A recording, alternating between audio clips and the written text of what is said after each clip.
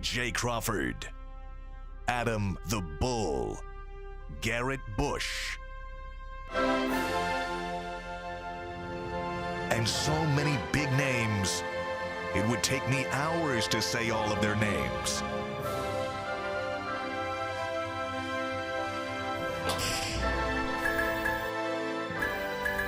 The ultimate Cleveland sports show. Booyah! Got rain. Oh, man, we finally got a little rain, man. That's the only thing that can cool down them Guardians' backs, Jay. Nothing's Let's cooling go. down. They got 10 hits in 6 straight games. Man. Don't look now. Uh-oh. Here Jay they might got come. that Kool-Aid. Here they come. Somebody asked me over the weekend, are you a Guardians fan now because you work on the show? I'm like, they forced me to, so by default, go I Guardians. mean, you might as well be. Might as well be. I should have worn my still jersey. love your Dodgers, Yeah, I but, still you know, I got you. you need an not- American League team and a National League team. I got you. A lot of baseball people do that. I know. A lot Gives of them them do. interest in both leagues. Okay. Yeah. Go Guardians. Boy, Hey, that's it'd be a nice World Series, wouldn't it? Oh, listen. As long as I Shane might- I Bieber's might pitching actually- for Cleveland and not L.A. I might fly out here and come do a pregame show or something. Who knows? Who knows? You might be playing football here for the Browns. Hey, you Oh, knows? Who knows? You know, I love when you do positive manifestation. Think it I hope so. into reality. Yes, sir. How did your game go yesterday? We it was won. a big game. You Big- needed the yeah. win. It was win or go home, or this will be your last time seeing me on this show. And we won. So Wow. we You have live to fight another week. you live What to was the fight final another day. score? 19-7. Woo. Dominant defense had- dominant The whole Yeah, crew four- went, right? I mean, four I know turn- I four couldn't. I had a turnovers. game. You couldn't. You were working. How'd it go? It was also about 13 of us. Jason brought his kids. Suns out, guns out Both there. came.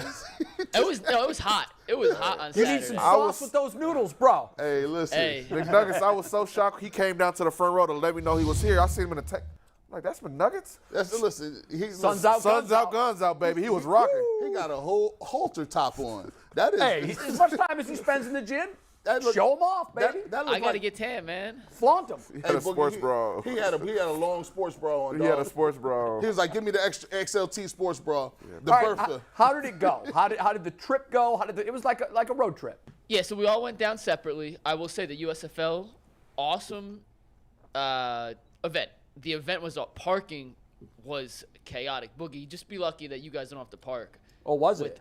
Yeah, every one of us parked in a different place. Wow. We all tried to tell each other where we parked. No one could figure out where we parked. It was chaotic on the parking side. But overall, it was a blast. $1 hot dogs and sodas the entire Whoa. game. Offense, optional. But that's because Boogie and his Pittsburgh Maulers defense, what'd you have, 5 interceptions? I think we had four interceptions. 4 interceptions. They Jeez. completely Because you were putting heat on the quarterback. Yeah, our whole D-line just had an amazing game, and our DBs are flying around. Nice. Just a complete dominant defensive performance. And we'll Yeah, it was fun. It was fun to watch. Boogie, I do got to call you out on 2 things, though. Uh-oh. One, on that first interception, your whole team went down to celebrate in the end zone. And it was like 85 degrees, and I know Boogie's laughing. Boogie was doing the, let's give him the 10% trot. And by the time they were done Really? celebrating, I he happened to be right at the spot in the bench where Boogie wanted to sit down. So he did not make it down to the end zone with his teammates the first time. The other 3 he did, though, to his credit. I tried to make it down, and I'm like, man, they gone. I'm not finna waste my I'm not finna waste my energy. I'm trotting. I see them all in the camera already going crazy. I'm like, I'll catch y'all on the next one, man. I'm going to the bench. Was it a long run? Like, was it at midfield or something? Yeah, it was like a 60-yard A run. 60-yard. I think it would have been closer to go to the other end zone. I might have made the trip if they would have went backwards, but they Yeah. ran to that one, and I was Hey, like, you I'm got to good. conserve your energy Yeah. early in the game. You don't want to Absolutely. exhaust yourself. Oh, yeah, yeah. And I planned on us getting a lot of turnovers, so that's a lot of trips on this 300-pound Okay. body. Very good. 2 more things. Secondly, Boogie got interviewed live during the game by the Fox broadcast. Wow, I don't nice. know if you could see us, but we were trying to get in the background of the shot. Were you really? Yeah, it didn't work. We couldn't get in the background of the shot. How'd but the we interview tried. go? It went amazing, and Brock, he also loves you. Who's Brock, that? Brock Heward or Heward, I think. Oh, is that so? You Yeah. were talking with Brock? Yeah, mm-hmm. So I worked with Brock. He's a good dude, man. Yeah, amazing. Yeah. He told me to tell you what's up. I'm glad he did. If you see him again, give him my piece. Yeah. Ain't that And last ain't but that- not least- ain't that crazy? Brock Heward. I remember him playing quarterback. He in was a college. good quarterback in college. I think he went to Washington. right? Yeah. That's crazy how time. And his flies. son's a 5-star recruit Crazy. at quarterback. Oh, is he really? Yeah. Good for him.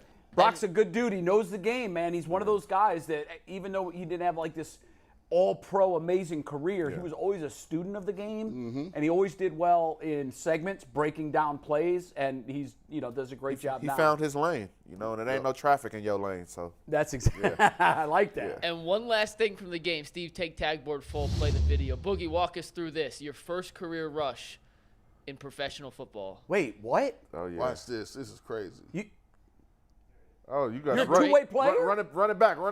It's on loop. It'll play in 1 sec. You're a two-way player? And you got to dance off before that. He's the victory formation quarterback. Are you really? Yeah. Hey, that's fire. Yeah. I don't understand how you got that off. That is a dream of mine. Oh, yeah, I don't. This is crazy. A lot of politicking, but hey. Oh, God, this that's is crazy. Blue 80. You know what? Blue 80. It's not risky there because you've got a 2-touchdown lead, but you wouldn't want to do that with a less than a touchdown lead. I go out there whenever we do victory. That's Blue. My coach trusts me. Blue 80. Blue 80, ready, set. Hold on. I want your real, true, we're in the game. Everybody has a quarterback voice. Yeah. Let's hear your quarterback voice. Do you hush the crowd because they were going nuts? No, I'm checking. Everybody say, here we go. Blue 80. Blue 80, set. Wide 80. What is it, hit? Nice. Yeah, there we go. Then I like the punch. check. I like the punch. That's good. Yeah. You got to get you got to turn into Aaron Rodgers. Well, I don't want my offensive lineman to jump off sides. Right. Well, now you got to remind him. now we have a problem. That's a hard 2-3 go. Yeah. That is a that cadence is kind of hard right there because here's the thing. I would have jumped a little bit. I'm like, bro. That wasn't. I thought that was a fire. I was like, dude. But also, I don't want the defense to get mad and fire off the ball and hit the center. Usually usually when you're taking a knee, the other team has conceded defeat. That's true. Right. So I don't want to do too much up there. So wait, your rushing stats, you probably have 8 rushes for -8 yards. No, I have 1 rush for -2 yards, so I'm a negative rusher right now. So. Okay, so you've politicked to be the kneel-down quarterback. Yeah, now I'm working on getting me a running play. Why don't they put a On the goal package in line. for you at the goal line? Don't worry, it might be. Hold on. Have you ever done that? Yeah, I At San scored, Jose State I scored or- a touchdown at San Jose State. I Oh, ran you the ball. did? Yeah, I wish. You got the video of the Nuggets? I got to send it to you, man. So you're kind of like a modern-day Fridge. Yeah, I got to send you that clip of me running the ball at San Jose State and scoring. Oh, I'll find it. I think Yeah. we had it at some point. I'll find it. Yeah. Yeah, uh-oh. Can you Look. catch the ball? Can they put you in as a tight end? So that 1 week, we ran the ball. The next week, it was that same formation, but I was supposed to fake block the DN. We left him unblocked and go to the flat, but they chopped me. Oh, they caught you before you got there. No, I tried to Well, fake block, and he just chopped me, and then tight end was wide open, so he was a secondary read, and they just threw it to him. So. Got it. So 1 carry, -2 yards. 1 carry, -2 yards, yeah. You know what? You have fewer rushing yards than G and I combined. Yeah, man. And me. Yeah. And Earl. And Earl. And yeah. Yeah. But it's a good stat to have, though. But I'll take that stat any day. It is. You made I'll the take box that stat score. any day. But you got to take the snap, bro. Hey, ain't that's a nobody lot, under yeah. center. Hey, I ain't never read a cadence. The only cadence I heard was Omaha. I think next time you could do that, you should mix in Omaha because the Fox crew would go nuts. They go crazy. They would go nuts. I'll do it for you this week. I plan on us winning. Okay. Yeah. Hey, So they when you get in that victory formation, when you come set, So what do you want to have? What you want me to say? I'll say the exact cadence. Let me hear it. ready, Omaha! Say hood. That's it. Straight, nothing confusing, but you get the Omaha. Let the Omaha linger a little. Okay. Omaha. Ready, Omaha? You want 2 Omahas or Omaha, 1? give me double Omaha. Yeah, double. Look, it sounds like. And we're then looking you know Sunday. what? Just to make it look good, stand up like you're looking at the defense. I want you to really relish in this moment. Stand up, survey the defense, Oh my Lord. and then come right under and give a quick cut. Because the last one went fast. I need to live in the moment. I need to have fun with it. Yeah, you need to let that highlight breathe. I was so nervous. Like, bro, I'm really finna And bro, take a if snap. you do like, that, it's viral. Yeah. Omaha. It's viral because someone will at Peyton Manning. He probably doesn't even have Twitter. Yeah. But you know Trust what me. could happen from that? I'll tell you what could happen. Will Adam. He could end up being a guest on the Manning cast for Monday Night Football for one of the quarters of the games. Right, that's crazy. They could say, hey, you know what? Maybe you saw this, maybe you didn't, but Boogie Roberts, when he was in the victory formation, listen to his call. They would love that. Gotcha, yeah. What you need to do, you need to go to the internet. You need to type in that Omaha, Peyton Manning. Just get it and, down And pat. just go ahead you're an actor. You already know how to do it. You get that down. That would go nuts. It would go bananas. It might be on SportsCenter. My head is spinning right now. Oh my God, I Yeah. can't. We gotta get him victory. Now you gotta win. But I really think if he gives the Omaha under center And looks around. and then Omaha, stands Omaha, up, stand up. and Check, he's check, looking check, at the check, check, defense, and he's maybe pointing a little bit, And it's over. and then just come down and take the knee. Gotcha. That's viral. And we Big practice it every Friday, so my O-line will be on the same accord. So Okay, good. Yeah. Let him know. Yeah. Let him know what's up. That's going to be fun. The game was fun. It's key because you guys now win next week. You got the Generals. Yeah, we play the Generals, so both teams in the Canton Hub. I'm expecting a crazy atmosphere. It's a win-and-end situation. Are Basically, you guys the friendly playoffs with them because you're all here in Canton, or no? for the most part every week besides this week. Yeah, It's like a brotherhood. You get what I'm saying? but not now. Not now. You know, they enemies this week, and I really don't like them. So Now they you've beaten them. No, we haven't. Oh, I thought you beat them this year. No, they beat us. Ooh, what was the Yeah. score? 20-3. It was 3-6 with 10 minutes in the fourth quarter, so it was a defensive battle. Okay. Yeah, okay. So we got to get after it and Yeah. then make the playoffs, and who knows what happens from there. Absolutely. All right, McNuggets. Any other stories from the road trip? No, it was a really good time. It was fun. We saw some UCSS fans out there, so we appreciate you guys coming out saying what's up. Very nice. $1 hot dogs, you cannot beat that. I mean, hell, if you go to the game and get a $10 ticket, 10 hot dogs and 10 sodas, you get all of that for $30. I don't think you could go to a restaurant in America and get 10 hot dogs and 10 sodas for $30. Look at you sounding like the USFL Food Family Pack advertiser. The FDA. Come and eat. And by the way, there's football. Yeah, by the way, get Jay that the off. hot dog man. Hey, by the way, hot dogs are much better. All hot dogs are tremendous at a stadium of any athletic venue. Why is that? Why are they so much Smell, better? The mustard, maybe? I don't Stadium know. mustard? It just hits different. I mean, I could cook these on my little griddle at home, and they don't hit the same way. I'm just like, man, That's a fact. it's a huge fact. I don't like hot dogs, but I do like the way I'm they not a hot smell dog at a either. game. Yeah, Something about 'em. Maybe Cracker Jacks. I buy them every time we go to the. Probably the only time people eat Cracker Jacks. Ever. at a ball game. I'm a pretzel guy at the game. For some you want reason, the just pretzels? seeing them all salty, just rotating in a little thing, I got to get Yeah. one. Now they're all with nuts, like with nachos. With a cheese cup, though. Pretzel and a cheese cup. Oh, yeah, Gotta little have dip, it. break, Yeah, gotta have it. snap and dip. Okay, we've got a great topic. First of all, we got a packed show. We're going to do Browns. We're going to do NBA Game 5 tonight. Season's over. We're going to do Guardians, who are on a major roll. They've won 6 of 8. They've won now. They haven't lost a series going back 5 series. They're 4-0-1 in their last 5 series. Getting on a roll. Bats are coming to life. Pitching rotation has taken shape. And things are looking up. They are really looking up. I don't think any of us here were really ever panicking. We expected it would be a slow start to the season with McKenzie being on the DL. I was a little concerned about his performance over the weekend. He did not look good. He gave up a couple of home run balls, but I liked his stuff. I thought his stuff looked good, but the results were not. So we'll talk about Guardians. We'll talk about a lot of Browns in this show, though. And we're going to start with a question that I'm really curious to get your answers on. And Boogie, I know you've got a limited depth of knowledge on the Browns going way back. G. Bush, you're in line for this for sure. This 2023 Browns roster has a lot of talent on it. Now, that doesn't mean anything because that and 5 wins will get you 5 wins. Right. We've had a lot of talent the last couple of years, and we couldn't get to 500. This is the most talented Browns roster since 2007. 2007, you had, obviously, you had That was Derek Anderson's Pro Bowl year. You had Jamal Lewis at running back. You had Joe Thomas, obviously. Eric Steinbach was there. I think it was Jeff Faines. Gordon was there too, right? No. Was Josh Gordon there Gordon yet? wasn't there to No? the 2012, 2013 era. Then Braylon Edwards was on that team. Who was the big receiver, though? Was he the Edwards. leading receiver for the Browns that year? 07, he had, I believe he had 17 touchdowns.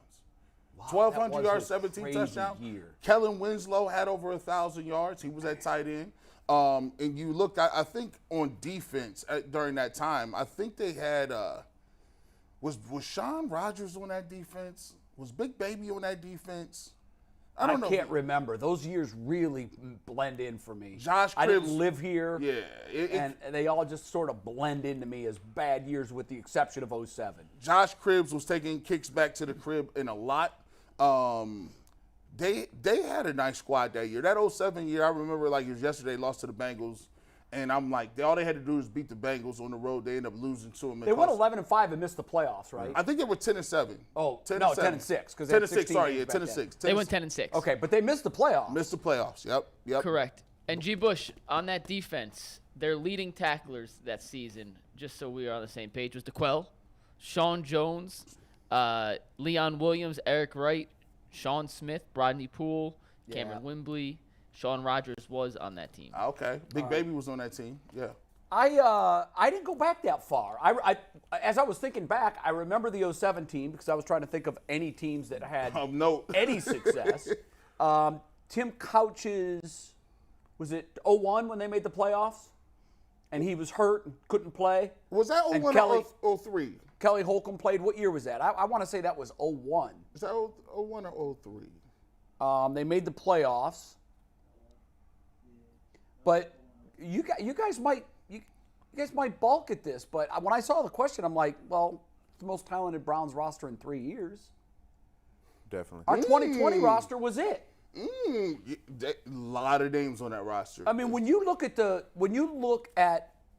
way that team was built, who was on it, offensive and defense, you had OBJ and Jarvis Landry. Yeah. And I know that the receiver and tight end that you mentioned from the 07 team had a year. That was it. Yeah. You know, Kellen Winslow didn't have any sustained success. No. And I just think that the 2020 roster has been the most successful team that we've had in Cleveland since the rebirth. They were one series. They were a 4th and whatever away. Yeah, 4th and 14. With a backup quarterback to go into the AFC Championship game. Man, and beating the Kansas City Chiefs in Kansas City. That was a team. They had one. And it was on the cover of Sports Illustrated. You can think about it. Think about how talented this is, right? So they had, and this is with Freddie Kitchens, right? Just throw that out there. Right. Freddie Kitchens. In 2019, Chubb had 1,000 yards.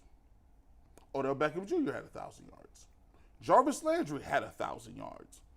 I can't think of another time where you had that many people getting 1,000 yards. Well, the Mack and Biner combo had 1,000 at the same time in the mid '80s, maybe '86. Yeah, I remember. And I'm sure they would have had a wide receiver that also hit 1,000 yards. That might have been the last time that you had 3 offensive players crack the century or the 1,000-yard mark. I'm trying to think. Some of them Bernie years, I think Langhorne and Slaughter might have had 1,000. Some of them had to. You would think, but I don't know if they had them in the same year. Same year is so and that's a good question. If our audience wants to do some research and let us know, I think you might have to go back to '86 when maybe Mack, Biner both went over 1,000 and probably one wide receiver did. Yeah. But everybody. This is why I was slow to dismantle that. Yeah, right. Because I wasn't convinced that we'd gotten the most and all out of it. Yeah. Now I know that they took a huge step back in 2021, and I understand that. But this 2020 team was legit and was 1 4th and 14 stop from going to the AFC Championship game. You know what's crazy is and I'm objective enough to say this. You know, we look at Baker what he is today, right? But sometimes in life, you could be a victim of circumstances. You could be the right person at the wrong time. If you go back and watch, the way he played 2020, and I can understand, you got to put yourself in the shoes of people who think a different way. To them, they say, well, look, I saw what he could do 2020. I saw what the team was. And you come back to next year, I saw what he was doing the first few games of the year, because the next year he got hurt. They come back, they would get a rematch with the Chiefs, right? Yep. There was a lot of played them very. Actually, they got out to a nice little lead, played them close to that. So he gets injured, I believe, the Cardinals game. Yep. And they say, listen, if they shut him down and say, nah, we're gonna shut you down, dog. You done. We'll come back later. And then they get to a point where he gets to the next year healthy. Who knows? A lot of people say he's on a trajectory where we're ready to go. The thing that doomed him was the fact that he was playing injured and he didn't look good. And he didn't look good, and that wore on him. And it wore on how he interacted with the fans, the media, everything. There's a lot of pressure on him. It went sideways. It went sideways very quickly. But to your point, I give credit where credit is due. If you looked at that roster, I could see why a lot of people say that was where we were supposed to be going. And I'm not, by any means am I saying that it's 2020 because of Baker. No. You said sometimes you get a crazy circumstances where I believe you said Victim of the right person at the wrong time. Well, now you could almost flip that and say it was the wrong person, quarterback, at the right time. Yeah, right. Because they had Nick Chubb. And they had the weapons. Yeah, and the defense was playing. It was. The defense was playing then. So I just think that, because the question was roster. And when you collect everybody and you look at all 53, now, that doesn't mean that this 2023 team won't be more successful. Yes. I just need to see it from them. That's all. So if they had Deshaun on that 2020 I don't know. team, do you think that if we had 2020 Deshaun on that team, it could have been a Super Bowl team. Yeah. Okay, so then you are saying Baker was the wrong person at the right time then. I flipped it from what G. Bush said. If you were able to flip Baker for Deshaun in 2020 and then the Browns would have been able to get over the hump, then you're definitely saying that Baker was the wrong person at the right time. That's exactly what I'm saying. Got you. Now, that doesn't mean that, some of their success was because of Baker Mayfield. Got you. If you go back and look, I'm still amazed at how quickly Cleveland bulk erased their memory of all good Baker. I'm amazed by that. Why is it that the media can control how fast like a fan base and things flip on a player? It's a great question. From 2020 to 2021, the narrative around Baker changed so quickly. And why is that? Why does the media have that much power? Because I don't know. I try to study these things. It works the same way. A lot of what sports is political in nature, right? Now you say politics, people think everything. Oh goodness, he about to go to world peace and hunger. Yeah. No, politics happen like this. Kevin Stefanski is a coach, right? He won Coach of the Year. He just went to the playoffs, just beat the Steelers, right? He feels like in the back of his pocket, he has to get out of jail free card. Because at the end of the day, any GM and any coach we all believe has the right to draft their quarterback. Sure. Or get what quarterback they want. Especially a guy who's known for working with quarterbacks. They inherited Baker Mayfield. So it's the same way if you're the president, right? You come in, and I'm the new president of this new regime. I get a chance and opportunity to pick my cabinet. I can pick the judges. Heck, I could put up Supreme Court justices. Executive order is one of the strongest things. I'm going to do this because I said so. And so there are going to be changes. That's why they say elections have consequences. Well, in the NFL, losing has consequences. So when you lose, you start looking around at who's to blame, who is it? Now, cap casualties and casualties of regime changes happen to be. Now, when things get bad, you could go and say, Joe Woods, you're out of here. Mike Prefer, you out of here too. Now, it's getting down to the nitty gritty, and it's now the only two people you can really look at is the quarterback who's facing the franchise and the coach. Now, he's going to go politically and say, well, look, you saw what I did. I'm coaching there. You know I could coach. You know I could get us to playoffs. I just need the right to pick my own people. Baker is saying, well, look, I was injured. I'm telling you, you saw what I could do. It's hard to get a franchise quarterback. In this iteration of politics in the NFL, the coach won out over the player. Well, what's interesting, though, to your question, public sentiment changed on Baker. Yes. Yeah, that was really where I was trying to get at. I know. Even more so. Yeah, that's what I'm saying. Because all your points are performance. good ones, and they're true. But there was a time that narrative just flipped. There is a case study on what the hell happened in this market in the span of 13 months. What happened where Baker, because not everybody was a Baker guy when he came into the fold. Not everybody was pro Baker. But they got real quiet when he took them to the playoffs and they beat Pittsburgh in the playoffs. And a lot of them were converts. A lot of them said, okay, this dude's the guy. We got factions. There's always factions. There's three groups. Somebody that's waiting on you to mess up, somebody that's waiting for you to get it done, and the people that's going to support you just because they're the Browns and you the quarterback, right? So a lot of people, I think and this is the truth. Y'all going to go back and look at this. The major factions was when the Browns got Odell Beckham Jr., you fell in two different spots. You was either Team Baker or you was Team Odell. You either was a person that said Odell Beckham should be getting the ball as much as possible, and I think he's an asset to the team. And then there was people that saying Baker Mayfield plays better when he could just be autonomous and throw the ball to whoever he wants. Now, those are two competing issues, right? And then you get in the point where the media now, guess what? You writing, you got to take a side. Which one you on? Is it Baker's fault or is it Odell's fault? And I think people don't understand how dynamic that was because it went to a thing. Like when Odell got injured and Baker, he threw how many touchdowns passes against Cincinnati? It was like, 4? It was 4 or 5. He had that comeback. Yeah. After that happened, it was over because then it was sitting there and the media said, okay, well, it's Baker. Baker going to win this one out because look what he did and what he's able to do without OBJ.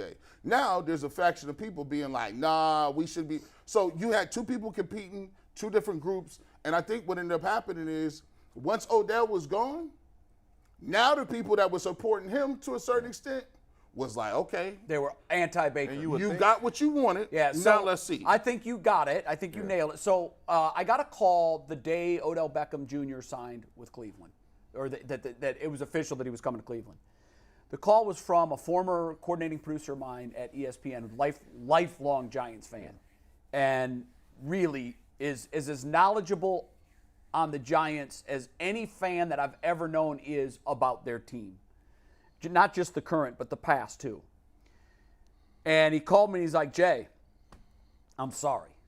And I'm like, sorry for what? I hadn't even put together that he was calling me about Odell. I thought, what happened? Why are you sorry?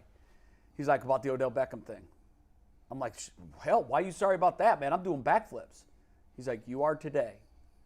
But as sure as you know me, and you've known me for 20 years, I'm going to tell you how this movie ends. He is going to come into that team. He is going to be filled with drama. There will be one storyline after another, and he will leave on bad terms, but not until he tears that locker room to shreds. And I wrote all of it off. I'm like, dude, stop it. You're bitter that he's no longer. He goes, I'm not bitter. I'm celebrating. Yeah. This is the beginning of my new fandom because I had determined 2 seasons ago, as long as he's on this roster, we're done. No team is going to succeed with him as the superstar. And if you look at it, when they won the Super Bowl, he wasn't the superstar. Yeah. He wasn't even the top receiver. He was a very nice number 2. But I thought, this is sour grapes. Okay, and so I said, all right, man, we'll see. Let's just see how this ends. Let's see how this ends. Well, I got a lot of phone calls during his tenure. I see your boys flashing that watch on the field. How's that working out? He was watching everything. He was reading all the Cleveland papers. He was seeing all the headlines. Every time he would say something that even could be possibly construed as divisive, I got a phone call. There's another straw on the camel's back. There's another straw on the camel's back. And then the tape came out. He goes, this is it. That's the napalm. It's over. They can't keep him now. He divided that team. He's a great player. He's not a good soldier. He can't be a good soldier in the locker room. And I think to your point, what happened was we were forced to pick. Was it Baker or was it Odell?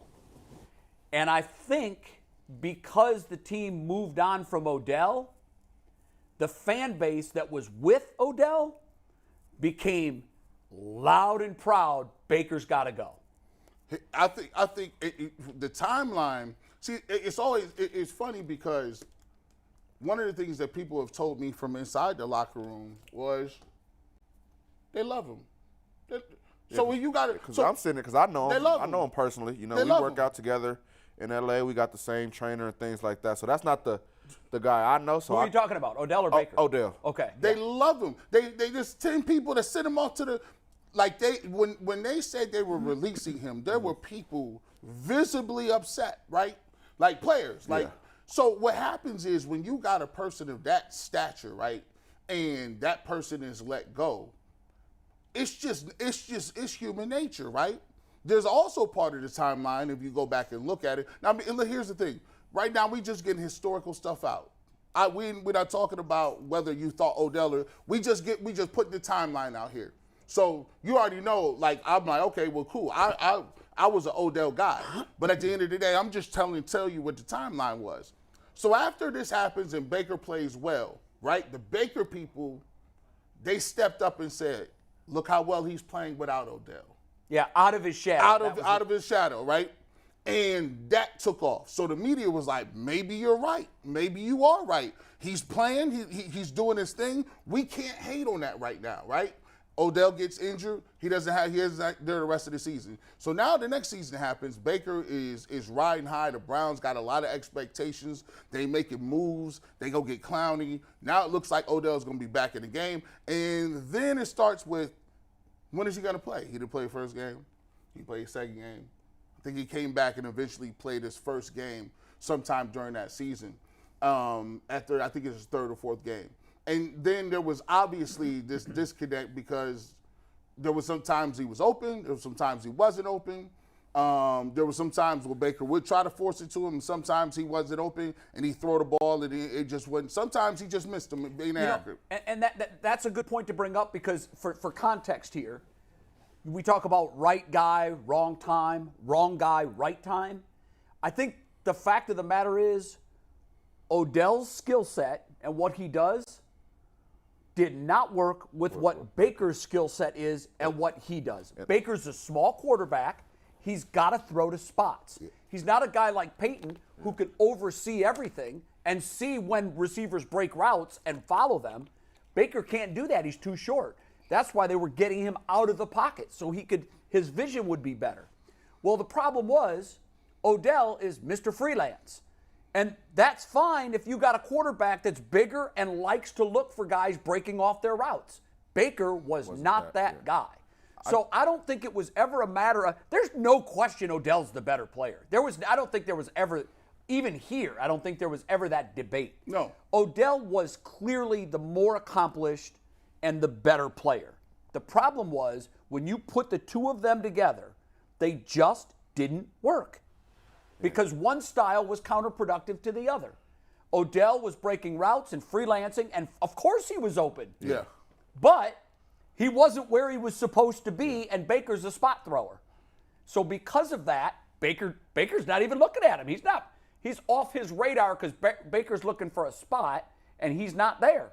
So he must not be open. And the crazy thing about it, Boogie, it all played out the way it was when you get down to, all right, what happened in the timeline? After they release him, he goes to L.A., and they win the Super Bowl. So guess what? It's the perfect storm. It was the perfect storm. He goes and wins the Super Bowl. And that gave validation to everybody that said Odell was it was just a system fit. He wasn't a good fit for a quarterback that doesn't look for receivers breaking off routes. Now, you know what would be a fun thing to know? How would he team up with Deshaun Watson? Or how will Mike Evans do with Baker Mayfield this year? Exactly. A guy that's had 1,000 yards every 9 year. seasons. So if Mike Evans, different quarterbacks. If Mike Evans doesn't have 1,000-yard season, well, now will you get what I'm saying? Will no, it then because here's why. How old's Mike Evans? He does it. He did it last year. But at some point, particularly with receivers, and it's around 30, there's a huge drop in production. It's not like it's a apples to apples case because, and last year he had Tom Brady.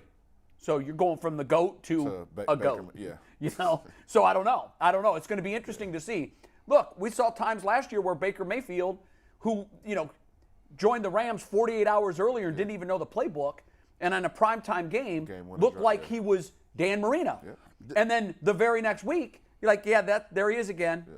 2 picks, 200 yards passing. That isn't going to be it. I just always found it strange. Wide receiver is the most dependent position on the football field. Why they were always pitting the receiver versus the quarterback against each other. I never understood that. Why it was if it was Baker Mayfield playing with, that's his receiver. They're supposed to be playing together. One is not going to succeed without the other. Yeah, it didn't and happen. I never understood why it was either Team Baker or Team Odell. If you're a Browns fan or a Brown-friendly media, I think the media may have done that part of it. You need to push positivity and push them together. Was pitting but why divide them? Because you got to – so there's this thing, and I always believe – hey, McNuggets, you got to read real quick before I get into this? Yeah, I got a question for Boogie on expectations when a roster is super talented. So you go into your thing, then come back to me. I'll ask Boogie my question. So I think one thing in our town is because we have not traditionally had really big name players, because we've traditionally not been a destination for free agents, because traditionally we haven't had much success, we almost aren't used to big names. If you listen to anybody in Cleveland, when they talk about big names like Donovan Mitchell, talk about getting guys like OBJ, usually when they're there, they're not embraced as much as regular players that came up through our systems that we were homegrown, because there's this thing where you almost expect that person doesn't want to be here, or why would they want to be here? They're not one of us. And we kind of close the gates around our teams and say, we can't do it like that team. Big city teams, we got to do it this way. And to do it this way, you got to be hardworking, you got to be, intelligent, you got to be hard-nosed, you got to be, I like you to hand the ball back to the referee. Those are just traits of not only just here, but in the state of Ohio. Ohio is a very conservative place. Like it's not conservative in terms of politics, but conservative in terms of Bible Belt, really homegrown family values. Hell, even in terms of politics. It's a red. Well, that's not fair to the players. Well, it's not. I'm gonna just keep it 1,000. That's not fair. But and we haven't touched on this yet. But also, to ignore the elephant in the room and say that race wasn't a part of this either would be naive. Like race very much became a division. And I had somebody tell me, who was a longtime professional athlete, said once race enters your locker room, it's over. And I will tell you this. Yeah, that is kind of I have seen it happen on one other account. That is facts. Where race entered the locker room. And if it wasn't for the head coach who stepped in and navigated it like an absolute pro that he is, that situation did go sideways for a bit, but he controlled it. Here, it festered. Yeah. And it did divide the locker room. And gee, I think you know this too. It did. There was 1,000% a race faction inside that Browns locker room and in the fan base. Just the same way. And it's so funny because the chickens always come home to roost, right? The pendulum always swings, right? So the pendulum swung way this way, but now the pendulum is back going this way. Now you have Deshaun Watson. And some of the same different things that we're talking about happened with Baker Mayfield are in play for Deshaun Watson. Some people never going to like Baker Mayfield, no matter what he did. Some people ain't really going to like Deshaun Watson, no matter how he moves, because he has another set of different things on that. So even when we watch this season in context of what we're seeing, how did you get here, what the thought process is, always remember, there is 25% of the people that you always got to prove it to every year. And if the second you don't, they're going to let you know. They're waiting for you. They're waiting for you, dog. And so at all costs, they've got to keep any kind of race issue. And I don't think that that's going to be the case with Deshaun. I don't. I do think the baggage you talk about, the split that you talk about, was morality-based. Yeah, yes. There were people that wanted to look at Deshaun, and they tried, convicted him, and they've written him off forever. And then there's others that are saying, no, come on, give him a chance. And I hope that divide, as long as he plays well, this is the thing. Remember, winning takes care of all that everything. stuff. I was going to say, if he wins the Super Bowl. Yeah, when the Browns went to the playoffs, they had Odell and they had Baker, and there was no division. Why? They were winning. But as soon as things start to pile losses, then all of a sudden those warts become mountains, and you can't overcome everybody. I had the same feeling as you when them beer coolers opened against the Jets. Remember when? We're back. When Baker, I was there that night. I remember walking out saying, "This is the first time I've been proud to be a Browns fan in 20 years." By the way, it's palpable. I just got chills just thinking about it. Think about that. Were you there? Did you go? No, I was at the house. The walk out of that stadium was unlike just about anything else that I've ever experienced as a fan. It was, midnight. There were 60,000 people that were high on life. Philly special. It was unbelievable, the feeling. And, it was crazy. It was like, oh my God, we finally won. It was crazy. The monkey is off the back. Baker had been put in over Jacoby. Jacoby. It was Tyrod Taylor gets hurt. Tyrod Taylor was starting. Tyrod Taylor, this was his team. And then all of a sudden, Baker comes in because I think he got injured, a concussion. Mm-hmm. And once Tyrod went out, Baker comes in and boom, boom, boom, boom, boom, touchdown before half. And then the second half, it's much of the same. The defense kicks it in. And all of a sudden, everybody was like, this is the dude. This was the number one draft pick that we thought we drafted. We finally got the win. There was a thing here for Bud Light. They had coolers that were locked up, and they weren't going to open them until they finally won a game. And, how long had it been? 31 games. Wow. Yeah. 30. I mean, we had an 0-16 and a 1-15 back-to-back. And when they won on that Thursday night against the Jets, the feeling around here was unbelievable. That's why I say there's a real 30 for 30 on what the hell happened from that night to the night it all ended. There it is. You know? It'll come out too. It's a hell of a story. yeah. And it's a twisted story, too. Go ahead. I got a question for Boogie, and then we'll put a bow on this topic, move to our second Browns topic before we talk a little basketball and Guardians. And this question is brought to us by Boogie's League, the USFL. You can check out Boogie and the Pittsburgh Maulers one last time down in Canton next week. Hopefully not the last time, but at least one more time as they take on the New Jersey Generals for a chance to play in the USFL playoffs. You can get all USFL tickets at USFL.com. Boogie, we talked about the talent on this roster and how this is one of the more talented Browns teams of at least the last couple of decades, if not the most talented. Going back to your playing days, San Jose State, Pittsburgh, even with a little bit of your tour with the Rams, how does having that high of preseason expectations and knowing this roster or the roster you're on is that talented affect how you go through training camp practices and the mental side of things as you guys prepare for an upcoming season? It can be physically and mentally taxing because when you're at the top of the top, you know you're going to get everybody's best. You know, there's certain teams that can catch people by surprise because there are no expectations, but when you're labeled like one of the playoff teams or expected to be great that year, you're going to get everybody's best every Sunday. You can't take no Sunday off, so that that changes your mindset during training camp. You have to practice very hard and work very hard because any given Sunday you can lose because the team's going to be coming for your throat. So it's just a mindset and a mentality thing, but I like to have the target on my back. I like to be the guy that people are coming after because why not? That's why we play this game. What about when things go sideways? What does that do to the morale of a locker room? How can that affect things? Because the one thing that we saw in Cleveland was there were high expectations but low productivity. And, look, there was more strife in the 6-10 2021 Browns than there was in the 0-16 season because expectations were up here and productivity was here. When we were 0-16, that's what the expectations were. We're going to be terrible. I would say that goes back to the guys in the locker room, the leadership in the locker room, how close the team is, because everything's not going to go perfect. But if you tuck your tail after a loss or two, then that just goes back to show that the team was never really tight because things are going to go sideways. So internal leadership can save it from going sideways? Definitely. I would say so because I would say, speaking back to the Pittsburgh Maulers this year, we've had a lot of very close one-score tough losses, but we have a very strong leadership that can rally the troops and let guys know we have to get back to work and let's not pick our heads. Players or coaches when you say leadership? Oh, definitely players, because we're the ones Who are the playing. leaders? Are you among the leaders on the team? I'm a captain on our team. Are you a vocal leader? When I have to. I'm more of a lead by example guy, but we have two vocal leaders on our team that'll stand up and get guys riled up and so things like that. So when you do stand up and say something, it means the words a little. mean a lot it means more. a little more just because I'm not always talking in the sense of let's go rah rah rah, getting guys motivated and things like that. But it's definitely, I would say, the players. You know what?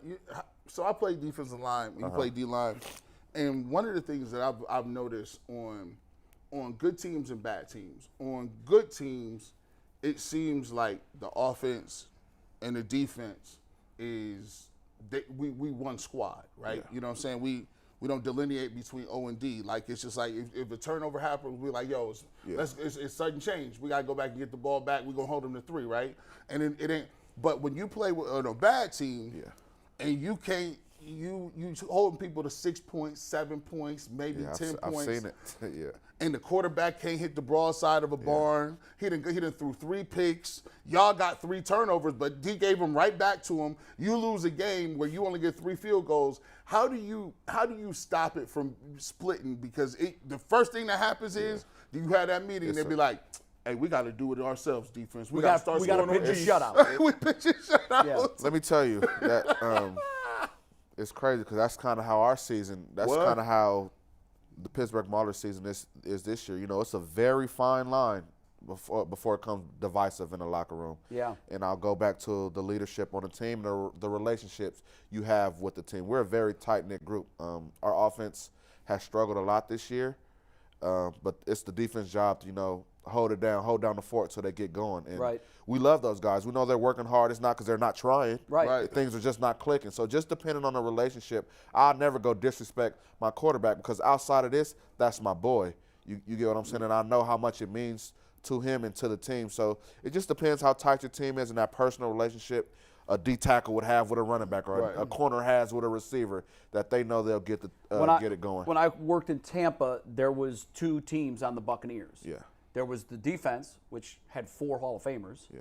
Warren Sapp, Derek Brooks, John Lynch, Rondé Barber. At every, I still don't and understand. I That's didn't at mention every, Simeon Rice. That's yeah, at I told every you level. that's- So That's yes, at every you level got him of in the defense. front, you got him in the middle, That's you my got him in the favorite. back. That's my favorite team. Warren Sapp is my favorite player growing up. I remember 'cause you that's told when me I that. got into watching football. So I'll tell you, one of the things that happened when Tony was there was there was a real divide. The defense was leading the way. They would win games 9-3. Yeah. They would, when they lost, it was 12-7. Right. And there were times when you would hear guys on the defense yell out loud for everybody to hear, offense has to pick it up. Offense has to do their job. And there was a divide. Yeah. And what happened was, eventually management felt like Tony wasn't going to be able to get that team over the hump. He was fired. John Gruden came in. John Gruden had offense. Yeah. John and the defense. Monty Kiffin stayed as the coordinator, and the defense was pretty much an autopilot. It was Tony Dungy's defense, the cover 2, and the pieces were all there. Gruden came in, infused life into that offense. Keyshawn Johnson suddenly became a big player in that system, and they won a Super Bowl. They finally won a Super Bowl, but that crew should have won 3 or 4. I was so happy for things, Tony. yeah. I was so happy. I for was Tony too. I to wish it would have been yeah. Tony's Super Bowl. Now the next year, he won one in Indy, and that So he made got me his get probably. back, yeah. I was the biggest Tony Dungy fan on the planet. To this day, I will say nothing wrong with Tony Dungy's coaching style. He is absolutely one of the best I've ever seen. But one of the things he couldn't control on that team was the real divide between the offense and defense, and it did split them. You said two things to that point. I'd be lying if I sat here, on the sideline, you don't. The emotions of the game, you don't get frustrated. Especially in the heat of it. Because in the heat of it, anybody would. You yell things like offense, pick it up. Yep. And you get frustrated and things like that. There's a line you don't cross to say certain things. I don't know exactly what you heard, if you heard more personal things like that. Never got personal. It was always for the group itself. Yeah, that happens. I feel like in any sports, that happens because it's hard to. Yeah. One person out. If you point one person out, then you're going to have an issue because they're going to be like, come on, bro, you put me aside on that. We trying to win right now. Absolutely. And then the second thing, a team's going to take the morale of their head coach.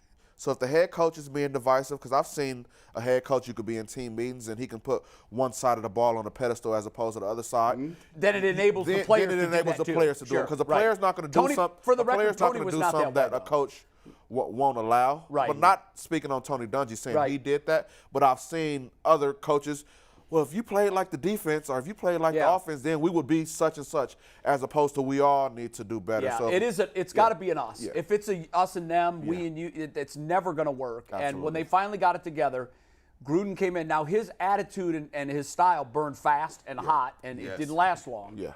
But he was the rah-rah infusion of energy, offensive spark that they needed to finally get that Super He was Bowl. the right coach at the right time. At the right time. That's exactly right.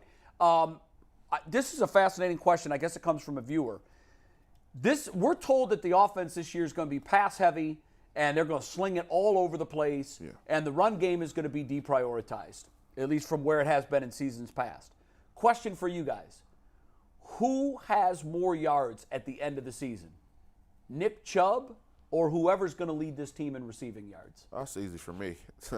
I'm going with what I've seen every year, and I'm going Nick Chubb, Mr. Consistent. Why would I lean on something new when I have something already right here? It's proven. I'm going with Nick Chubb because no matter the circumstances, Nick Chubb shows up. He's available. He's reliable. No matter who's blocking for him, he's productive. So I'm going with Nick Chubb as opposed to hoping and wishing that somebody steps up and have more yards than him, as opposed to you already know what you're going to get. What do you got? Book it. Nick Chubb is going to have the best year of his career this year. Not only is he going to have the best year of his career this year, he's going to average the most yards per carry he's ever averaged. He's going to get the most touchdowns he's ever had, and he's going to lead the league in rushing. He is at some points late in the season, probably week 12 or 13, may be on pace for a 2,000-yard season. You say, G. Bush, here you go with the Kool-Aid again. Knee jerks. And you just said David Njoku going to have 1,000. Elijah Moore is all Northern Hemisphere. Yeah. You loved what Amari Cooper is going. You said they're going to throw the ball. How is Nick Chubb going to get that many yards? Well, I'm going to break it down to you. You see, now it's a numbers game. See, running the football is as easy as counting to 1 through 11. How many of those 11 people is in the line of scrimmage at the box, right? And before, we talked about the differences of quarterbacks. See, now you have multiple threats where defensive linemen and coordinators have to really figure out what you're going to do. Because there's always a threat of Deshaun Watson running. there's always a threat that they can run read option with that. There's now multiple threats where you got guys underneath, you got good route runners, and when you're going 3 wide receivers and you got an offensive line that is really an elite offensive line running the football, guess what happens when you have to take a linebacker off the field and bring in a nickel guy? Guess what? Now that nickel guy is in the run game. I love to see that if I'm Nick Chubb. Instead of 8 guys in the box, instead of 7 guys in the box, you can count 1, 2, 5 guys in the box. So even on passing downs, 3rd and 5, don't be surprised if you see Nick Chubb with the football in his hands, because guess what? On 3rd and 5, it's a light box. It's a light box, Yeah. Boogie. Yeah. You already know. Yeah. And they counting on us up there to 2-gap this thing. Absolutely. So I gotta read run to the quarterback. Guess what? That ain't gonna work. Nick Chubb gonna be, there's lots of times Nick Chubb gonna have the ball and get 12, 13 yards, and you wonder, where is the safety at? Well, the safety over the top, which he better be. That is the great thing about offense. You're gonna have to pick something. A great coordinator always makes you pick something. Either you're gonna take away this, or we're gonna keep coming back to this every play until you stop it. And I think Nick Chubb is gonna have a lot of games where it's gonna be light work. He's gonna get the ball, and he's going to just be touching the rock, and ain't nobody going to be around because of the way the offense is going to be able to set up and be open. Who you rocking with, Jay? I agree with both you guys. The answer is going to be Nick Chubb. Okay. I'm enthusiastic, a little less enthusiastic than you, and here's why. I said the same thing before the 2020 season. I did too. And before the 2021 season. Who are they going to pick? Landry and Beckham? Yeah. Or Chubb? Right. And unfortunately, that didn't materialize. Now, what changed? Deshaun Watson changed. Yeah. To your point, if he is successful throwing the football early in the season and he can still run the ball as an option, everything you just said is factually correct, and he's already come out and said he is dedicating the rest of his career to number 32. When I read that Friday, I said, or maybe Saturday, I said, uh-oh. Uh-oh. He's a man of few words, Boogie. Yeah. He doesn't say much, but when he says something. Speaking of Deshaun, we're talking about Chubb. Nick Chubb. Got you. He doesn't say much, but when he does, the ground shakes, because he's a man of few words. He just lets his play do the talking. You'll never hear him pop off and say, "I'm not getting the ball enough." You'll never hear him criticize a teammate. If you had 53 of him, you have a Super Bowl champion every year. His attitude, his work ethic, and his skill set are all 10s. He's the perfect player. If he stays healthy, I think you're absolutely right. Because there's so many other options, he's going to be ridiculous running the ball. He's going to have perhaps the highest yard per carriage average he's ever had. I don't know about the 2,000-yard season. I'd love to see it. On pace, week 12. You did say on pace. I don't know if he gets it. I'd love to see it. I'd love to see him lead the league in rushing. But when I read Nick Chubb say that I'm dedicating the rest of my career to Jim Brown, that moved my meter. Yeah. Because he's already, in my book, the center of this team. I was a little disappointed when they just came all out and said, okay, we're done with the run, now we're going to throw it. You know, they never really said that, but those that know what they're doing with this offense are saying it. They're going to throw this ball 30 times a game. That's what they're going to do. As defensive linemen, if they do that, they're bailing us out, and we love it. Boogie knows. You know how. It's sometimes. Have you ever been at the line of scrimmage, and they throwing the ball good on you? Yeah. But as a D lineman, you're not really worried about that as long as your guys is keeping everything in front of them. Absolutely. And take another snap, you feel good about it, and it gives you another opportunity. They throwing a lot. That means I can get to the quarterback. Yeah. That's how I get paid. But when a team is lining up and they running the ball at you, it's demoralizing. It's different. It's That demoralizing. takes your soul. It's different. And it's just slow, and just don't let them be getting 5-6 yards a pop. And every time it's second down, it's 2nd and 3. You know it's right. You can't do nothing. You know what's crazy? You can't do you weren't nothing. a Browns fan then, so I don't know if you remember this game. But when they played the Atlanta Falcons, a team with far less talent than the Browns had, Browns should have walked over them. There was this two series in a row. Was it 14 straight carries? 14 straight carries. 12. And 12 or 14. every carry was like for 8 yards, 14 yards, 13 yards, 11 yards, 12 6 carries, yards. they averaged 7.3 yards per carry. That's Boogie. just 12 them straight lining carries. up against you saying you can't stop us, and as a D line, And they weren't even masking it. They weren't hiding what they were doing. You know what they were saying? Yeah. It was the pitcher that keeps throwing the outside curveball and the guy keeps swinging and missing. That's all you're going to see until you prove you can hit As a it. D lineman, you know when a run's coming because the center comes up. He makes the same call. check. He tells you, we're going to take you to the linebacker. I want you to fan out this way, and you block these two, and we're hitting this gap. And you know it's coming. And they did it, and they did it, and they did it. It was like a bad movie that I felt like I was watching Groundhog Day. Yeah. I'm like, guys, we've got, and meantime, the defensive coordinator is doing nothing to change it. Lifeless. Not adding players to the box, but same base, 4-3, boring, no blitz, everything standard defense. You know, sometimes the DCs getting their feelings and their egos get hurt. They just think, like, you're not finna keep doing this to us. Oh, he did it. They did it. And by the way, they did it with their leading running back out of the game. Because they were doing it with the backup running back or third string running back. They were doing it. One of the running backs was One doing of them it. was a special teams guy who got more carries that drive than he had in any game the rest of the season. Well, he was on practice squad most of the year. Yeah. But they were like, hey, water boy, get over here. Yeah. Carry it 8 times in a row and get 60 yards. Yep.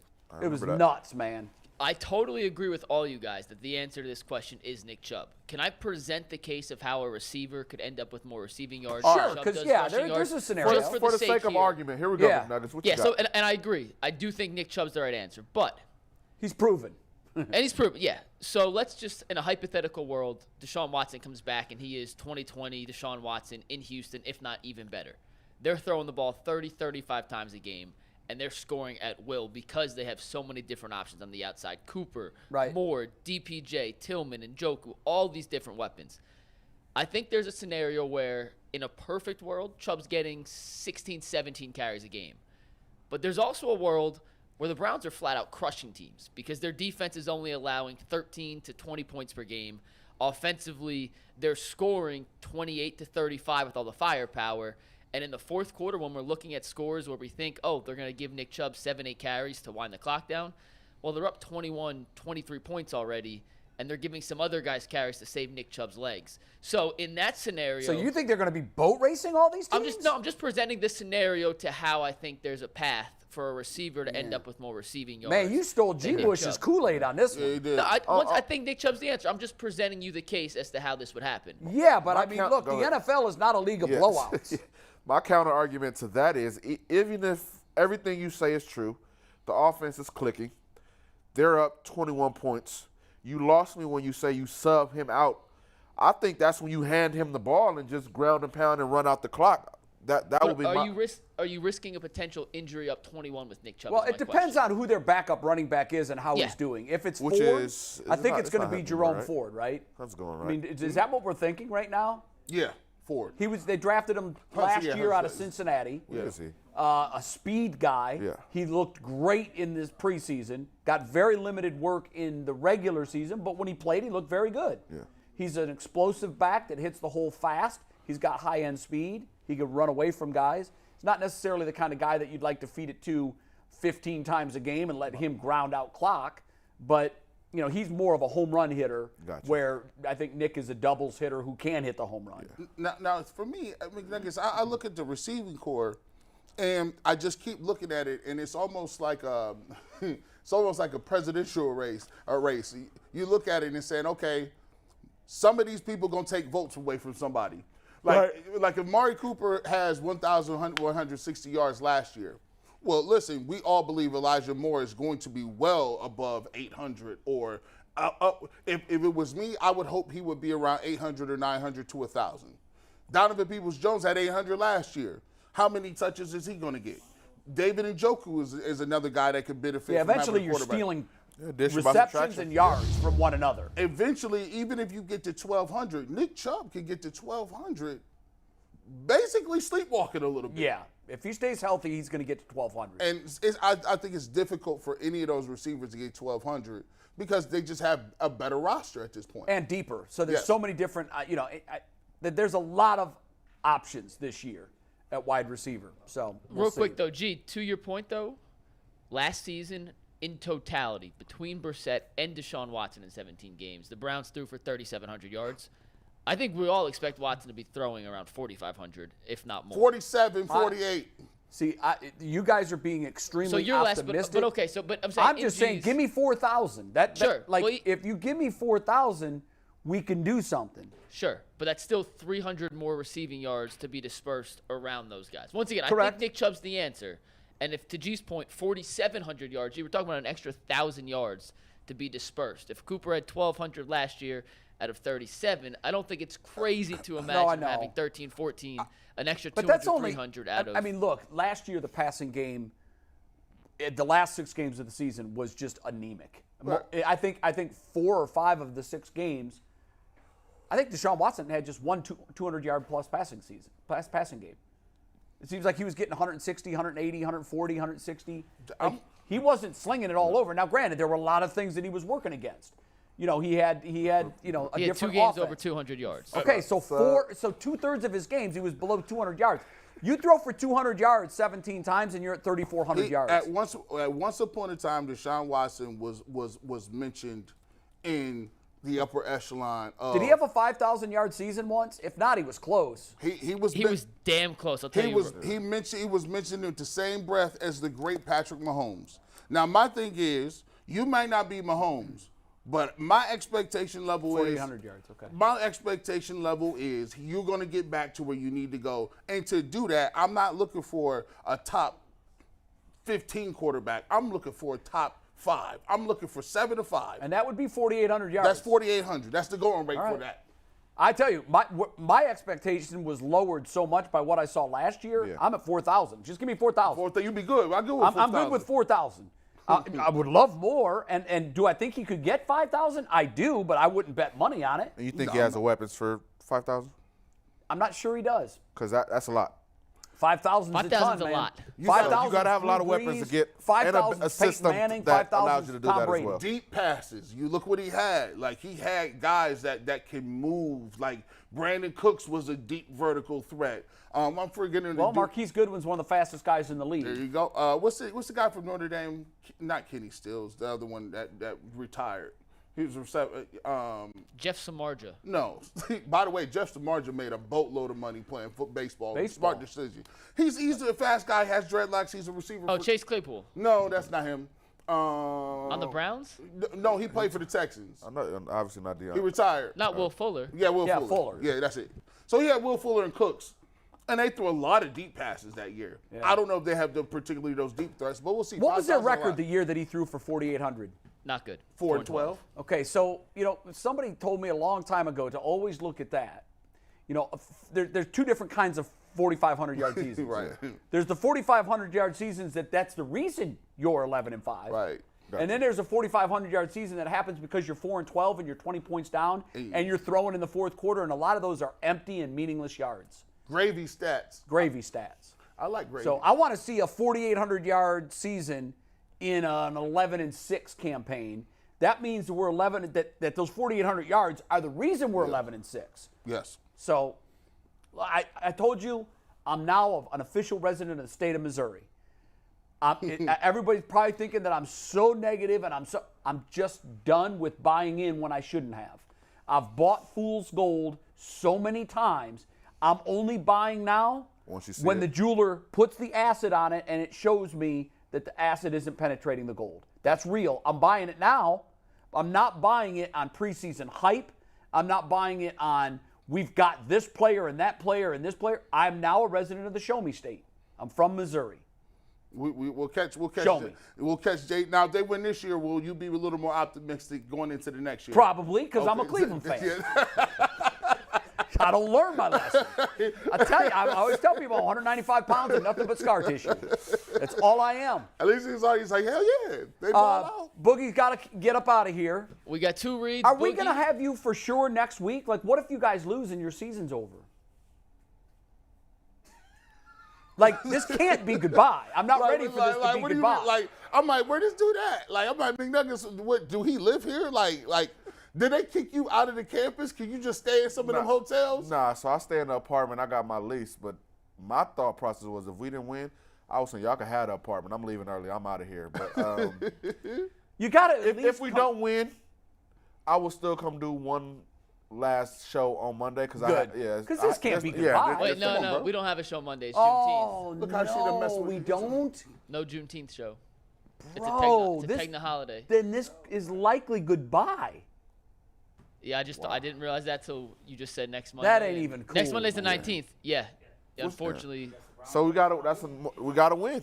We gotta win. Yeah, Go win that We damn gotta game. win. Gotta We win. gotta Gotta win. win, We dog. gotta win. Because we ain't saying goodbye. We're just saying we'll see you next. Yeah. We'll see you This And not a Boogie- goodbye. This is see you later. Boogie, Yeah, you're playing the Generals, right? Absolutely. Which is what Darius plays on. That's where Vito plays. Yep. Vito plays on. Okay. He Little came in. butterball. Yep. Would you say just say goodbye, see you This later? ain't a goodbye. This is see Yeah, you see you later. later. You know how many girls I'd have told that?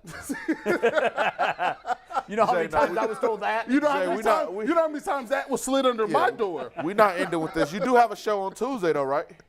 We do have a show Tuesday, yeah. This can't be it. So Okay, so Okay. next Tuesday he can come in. Yes. you're not Tuesday here the on 20th? Tuesday. Are you here? I'm See- not. see? I'm not. But See? I'll be in the building. So I'll see you next Tuesday. Okay. Because I'll be in the building. Hey, bro, this sounds. This sound like a crazy breakup on live TV. This, Like, Yeah, this, I know. This sound this is like a crazy breakup you right sound now. like you sound like a college girlfriend. Don't go, This- Boogie. Don't go. This can't be. You know I ain't gonna visit I'll you tell down there you with your all parents. about it when I see you again. No, it's not goodbye. But so we'll see you next week. Yes. He can come in next Tuesday for sure. All right, yeah. But you know what? I Boogie, think know this the is all rule. for nothing Whenever because he you're going to wants win. come through, he's got to see. Yeah, and that's the you rule, guys are so. going to keep winning. We're gonna win, so this is. Yeah, none of that matters. Thanks for coming in today. Got you. And we will see you next Tuesday for sure. Absolutely. Because there's no way we're doing goodbye right now. I'm not ready for that. Can we put I'm together? not ready if for that it is either, the so last one, Boogie- can we put together a montage? Yeah, we should. Yeah, we'll do- gotta we'll have do, it, yeah. Put yeah. the Boys to Men. It's so hard to say goodbye underneath it. We'll make it work. Don't worry. We'll make it work. So, all right, Boogie. Safe travels back to Canton. Good luck Appreciate next y'all. Saturday against the Generals. Yes, I know sir. Darius Vito's our guy too, but he's not our guy. You're Who's our guy. sliding in? Earl? Earl's gonna slide in. I got Okay. a couple reads. We're gonna talk Guardians. Okay. So let me get my reads do it. in, and then we will continue with the show. But we did a YouTube chat based on the Nick Chubb carries, and you guys can start unhooking Boogie here. What and were get the Earl results in. there? So we asked the chat, how many carries do you think Nick Chubb will get this season? Yeah. And before I tell you the answer, I have to tell you who brings us that question, and it is our dear friends over at PCC Air Force. If you're looking for a job with career benefits and great career advancement opportunities, well, PCC Air Force is the leading manufacturer for those in Northeast Ohio. All locations of PCC Air Force in Eastlake, Menor, Wickliffe, and Minerva are hiring for all positions starting at $18 and up, plus full benefit packages, paid time off, and a signing bonus. You can apply online at precast.com/careers to learn more. We put this up 16 minutes ago. We have over 238 votes. The options, over 20 carries, under 20 carries a game. And the under. answer, 75% said under 25. Yeah, So Under 25, under 20. under 20, under 20. It will Excuse be- me, I mean- 75% under Yeah, 20. His usage rate has never been over 20 carries a game. Yeah, Ever. yeah. Their analytics say he can only have 17, and then he turns into a China doll. Yeah, or he just. He's the toughest, strongest, most durable-looking running back in the league, but other than maybe Derrick Henry. What's up, brother? But what's going on, Earl? Good to see you, brother. And before we officially bring Earl on, and here's the PCC slide. There's the USFL slide. I only have two hands, and I got three things I got to look know, at and man. carry. I'm not an octopus back here. There's LCC. They're not with us any. There's Colleague. It's the lunch hour of the Ultimate Cleveland Sports Show, and that means we are brought to you by Colleague Companies Championship, July 12th through the 16th at the famous Firestone Country Club. Check them out.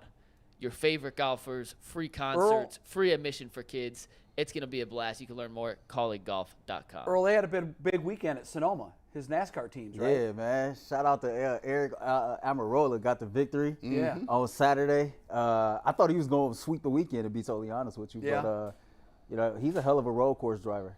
We got something with him. I thought A.J. Allmendinger was the guy on road courses. He's pretty good, too. Truex is damn good. Yeah. Chase Elliott has proven to be a pretty good road course driver himself. Yeah. But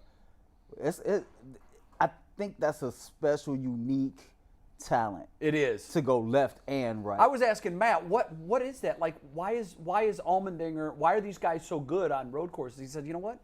It's just their skill set. Yeah. Why is one running back good at going to his left? Why is one running back good at just being elusive or whatever? He said, it's just what he really likes to do. He's really good at it, and they Some of felt it got to do really with confident. background, too. They thought they were going to win both races. Yeah, I did going too. there. I really did He too. felt like that's where they are right Yeah, now. so- on road courses. Okay, Guardians guys. Wow, man, oh man. I pulled some numbers. I mentioned earlier they've got 6 straight games with 10 hits. Bieber looked like Shane Bieber. 5-0 win yesterday as they won another series They're now 4-0-1 in their last 5 series. Bieber was Bieber. Velocity was back. He had 9 strikeouts. That's a season high. The hits keep coming. Provided they keep him, can Shane Bieber be the guy he was yesterday for the rest of the season? Ooh, that's a tough one. That's a tall task. You pitch. I don't know how easy it is to maintain velocity. I don't know how easy it is to continue to throw the ball at that velocity and strike a lot of people out. I heard the goal of pitching is not trying to strike people out. It's just hitting your spots, making sure you're located and right and sticking to the game plan. But I think, if he stays on the outside of the plate like he's so good at doing, he never really seems to give you too much to hit. If you watch these swings right here, the hitters are up there. These are perfectly placed pitches. The guys don't have not much to, they're not getting the meat of the bat. Look, everything's away.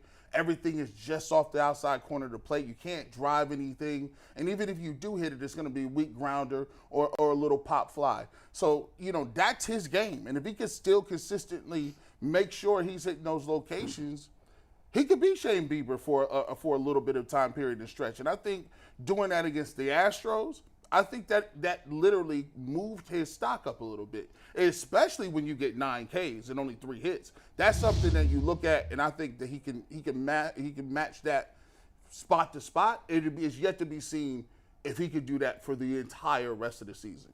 I'll take it a step further than that. It was just 2 starts ago to where Shane Bieber had his worst start probably of his career. I think he gave up like 12 hits. Got pounded by the Orioles. Got pounded. And so since then, when you're that dude, Jay, when you're considered one of the game's greats, when you're an ace, there's something internally that you have that's a little bit different from everybody else. And you could just see he was chopping at the bit to get back out there. He talked about it after his last start, that he was ready for that start after the worst start of his career. And then you come out versus the Astros, 7 pitches into the first inning, he's in the dugout already. Yep. And that was significant to me because if you look at 2 of the 3 games, the Guardians was down 4-1, 5-1 early. Yeah. They were struggling to get out the first inning early. So to see him have early command like that, to see him like 7 pitches, boom, I'm in the dugout. He was painting the outside corner all game long. Bieber still has it. Bieber is still that guy, and I think that he can maintain it. And I'm gonna take it a step further as we continue this argument, and I'm glad I'm here talking to you about this. I told G this Saturday. Thursday, when J-Ram hit those 3 home runs, Right. I think it set the tone. I think it changed the energy. When your best player sets the tone like that, the rest of the troops are galvanized. They're feeding off that energy. You come back Friday, and this team never led, but they kept clawing back. They kept hanging in there. And then you beat the defending world champs in 14 innings the way that they did. Saturday was what Saturday was, but then Sunday was a statement, a 5-0 shutout statement. Yep. I truly believe now the Guardians have turned the corner for real. Yeah, I think that's happened May 25th. If you go back, I think it was. I think it all goes back to, oddly, when Will Brennan hit the bird. We talked about this on Friday. The team has just completely turned the corner. They've been different. They've won 6 of 8. I think they've won maybe 11 of 16 or something like that. They've won 4 out of the last 5 series they've won. The one they didn't win, they split with the Twins. Here's what I'll say about Bieber. He looked different yesterday. He did. Now, we talked about on the air last Friday about some comments that an executive made, or maybe this was on Channel 3. I can't remember where I had this conversation. We talked about it. Okay. There was a Major League executive was quoted by a very reputable baseball reporter as saying, the Guardians aren't going to get a lot for Shane Bieber. He's not Cy Young anymore. And trust me, Shane Bieber read that. Oh, yeah. Shane Bieber heard that. Shane Bieber knows what the Orioles did to him. And I think what we saw yesterday was the bounce back of a prideful, talented pitcher who maybe had lost a sliver of focus. In pitching, I always used to say, is like driving at the Indianapolis 500. You can't afford to blink for 1 second. No. If you do, you're into the wall. For a 500-mile race, it requires every single bit of all the focus you have, and you slip for 1 second and you're in the wall. It's the same thing with pitching. Most games come down to one swing. 1-2 runs, that's it. That's the difference. He had a little bit of extra jump on his fastball, which is what I really wanted to see. There were a couple of times that his fastball exploded through the zone. It was coming 93, and it seemed to get that extra hop into the glove. His curveball was spectacular. That's the Shane Bieber curveball. Yeah. That's why he won a Cy Young. That's why he was an All-Star Game MVP. It's the mix of the devastating curveball and the exploding fastball. Both have to be there for him. Because if one isn't, the team in the dugout notices after one inning, oh, his fastball doesn't have its normal life. Oh, his curveball doesn't have that sting bite to it at the end.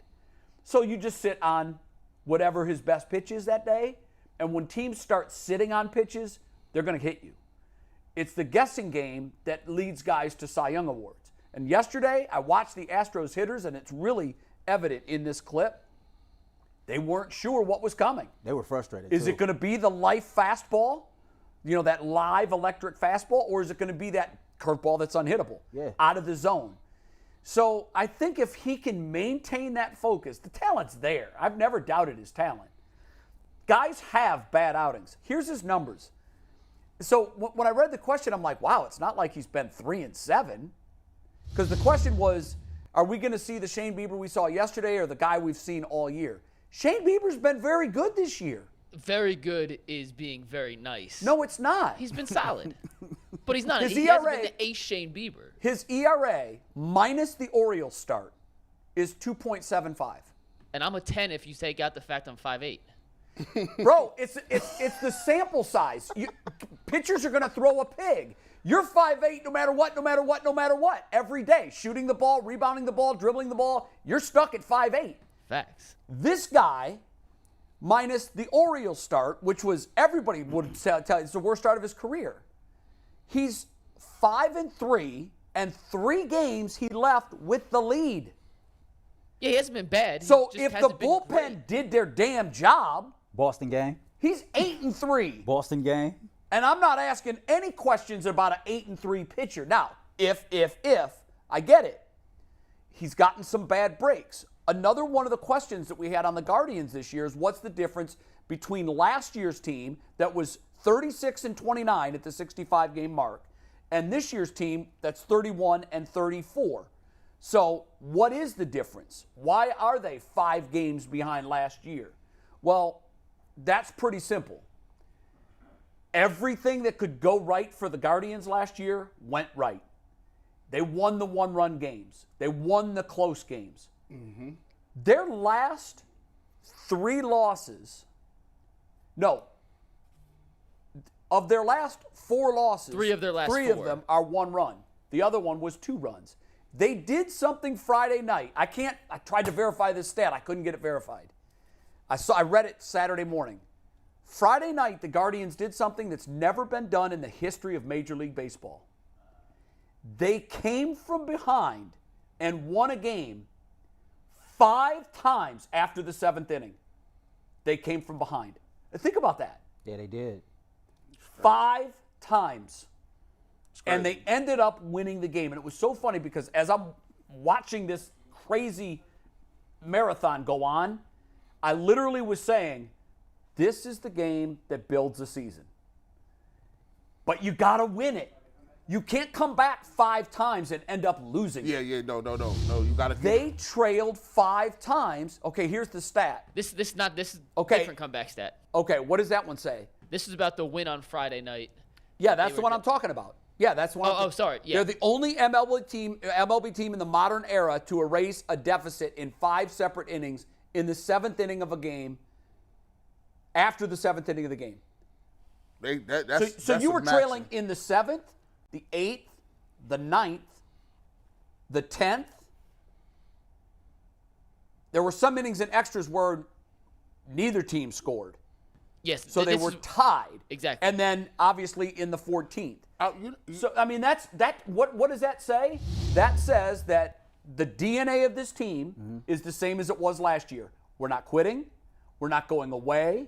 We're going to keep clawing. We're going to keep fighting. And now that the bats are talking, I think things have fallen into place. If I'm Tito, I feel pretty damn good about where I am on this Monday. And I guess that brings the conversation full circle. We're talking about Shane Bieber still having his stuff. Sure. Shane Bieber still being that. He's only got 3 losses, and we're in June. Right, still being that lights out ace. And then you combine that with Jose Ramirez did Thursday, and with those two guys pretty much being the face of your organization. Right. That type of performance from both of them, it galvanizes the troops, and Sure. it gives them a boost of energy that they definitely needed. You look at the game Friday, what's his name, Christian Javier? I think before that game, the Guardians had only scored 1 earned run against him, I think, in his career. Right. That was a crazy stat. So you're looking at Shane Bieber pitching the way that he's pitching. J-Ram got his back going, and I think collectively you see it trickling down to everybody else. Everybody's starting to collect hits. The bullpen was a little better, because the bullpen blew Shane Bieber's last start versus Boston. They did. I tell you what, man, I need to ask y'all a question because I know the people in the front office is looking at this. Hey, I need some answers on this. So I don't know what the correlation is. I like to look at, is this just a mirage or is this something that's real? Progressive Fields' attendance is up. Progressive Fields has combined attendance of 155,580, the highest attendance in a 6-game stretch of the homestand, lasting 6 or more games since August 3rd, 2018. So it's been a while since they had this. Well, some of those seasons were COVID. So. Yes. 35,000, the largest crowd of Progressive this season, and the overall attendance has been up almost 28% over last year. Now, I'm trying to figure this out. What's the average attendance? Does it say there? The average attendance for the Guardians is about 21,000. Okay, that is up because they've been in like the 17 range. So you get 35,000 against a team not named the Yankees, not named the Red Sox. So I'm like, okay, that's kind of crazy. I thought, is it interleague? No, it's American League and American League. So They're the World Series champs. They are. They're the champs. So that helps. That helps. But You know what? 35,000? Fans love to come out and boo them too. They love to hate him. 35. They're the Houston Astros. And it's up 28% over last year. My question is, what is it? What is last year they had a better record. We'll talk about that coming up. Yeah. Last year they were putting more runs on the board. This year there were times where we talked about them being out of it, 7-8 games out of 500. But for some reason, do you believe it's? I don't know. Is it the new stuff they put in the ballpark? Well, no. You know what? Is it what they're doing as far as a marketing That standpoint? $50 standing room only package. I know is so many people have bought wildly that. popular. Yeah. I do too. It sells out within minutes of it going on sale each month. Because it's $50 and it gets you into every single game. It's crazy. You're getting a month pass, which is usually about 12 games, 13 games a month. For $50, that's averaging $4 a ticket. You go every It's the game. best deal in baseball. Now, I don't know how many, what are there, 2,000 of those they sell? Yeah, and I bet you whatever the difference was, you said the average attendance was about 21,000, and you said 17 last year. I think it was 17 or 18 So last that's, year. That's half year increase right there. Yeah. And now Well, the guess problem what? is that's not a lot of money. I mean, if it's $4 tickets, you can't build a major league roster on $4 tickets. Right. So But you make concessions. It boosts. It does, but the shorter games means the concession sales. I would love to see what their concession sales are now compared to last year. Yeah. Because if the games are 10% shorter, that's 10% less time you have to buy beer, to buy hot dogs, to and buy they cut concessions. you off the beers, I believe, at 7th inning. They used to, but I think I'm pretty sure. I think it's later now. I feel like it is later. I've been at games where I've seen them. I think at the top of the 8th they yell last call now, where before I felt like it was earlier. I could be wrong, but I think at the last game I was at, I remember them saying in the top of the 8th inning, "This is the last call," and I think that used to be before the 8th inning. I will say this: shout out to the Cleveland Guardians concession staff because they've become more efficient. You know, we talk about the game speeding up and and not being able to enjoy the ballpark experience. They're hopping a lot more. They are really efficient. They're very courteous. They're very nice people. They get you in, they get you out, get you back to your seat. They do a great job. Yeah, I mean, they do a great job. I went and got my famous blueberry beer. I love the blueberry beer. Oh, nice, nice. At Progressive Field. Yeah. I was in and out of the line in less than 10 minutes. So Good. You know. When I was watching the game, I'm like, it's kind of loud. It's like, there were nice crowds there. So and Friday's game was it's the game of the year. Yeah, Friday's game was write it down right crazy. now. There will not be a better baseball game this calendar year than Friday night's Guardians Astros game. Real quick, 2 things on Friday's game. One, shout out to Bull for bringing his entire Little League team. I saw he took his to team the there. game. What a memory! What a Curtis, memory! our guy with the Guardians, hooked him up with 25 tickets. Wow. They were sitting in a pretty good section.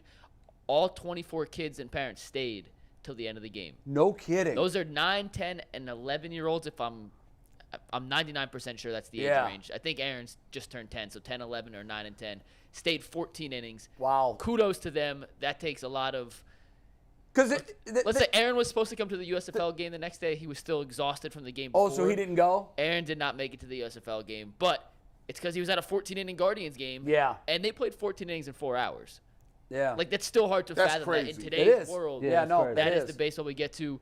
And secondly, on one thing on Friday's game I want to ask you about, Jay.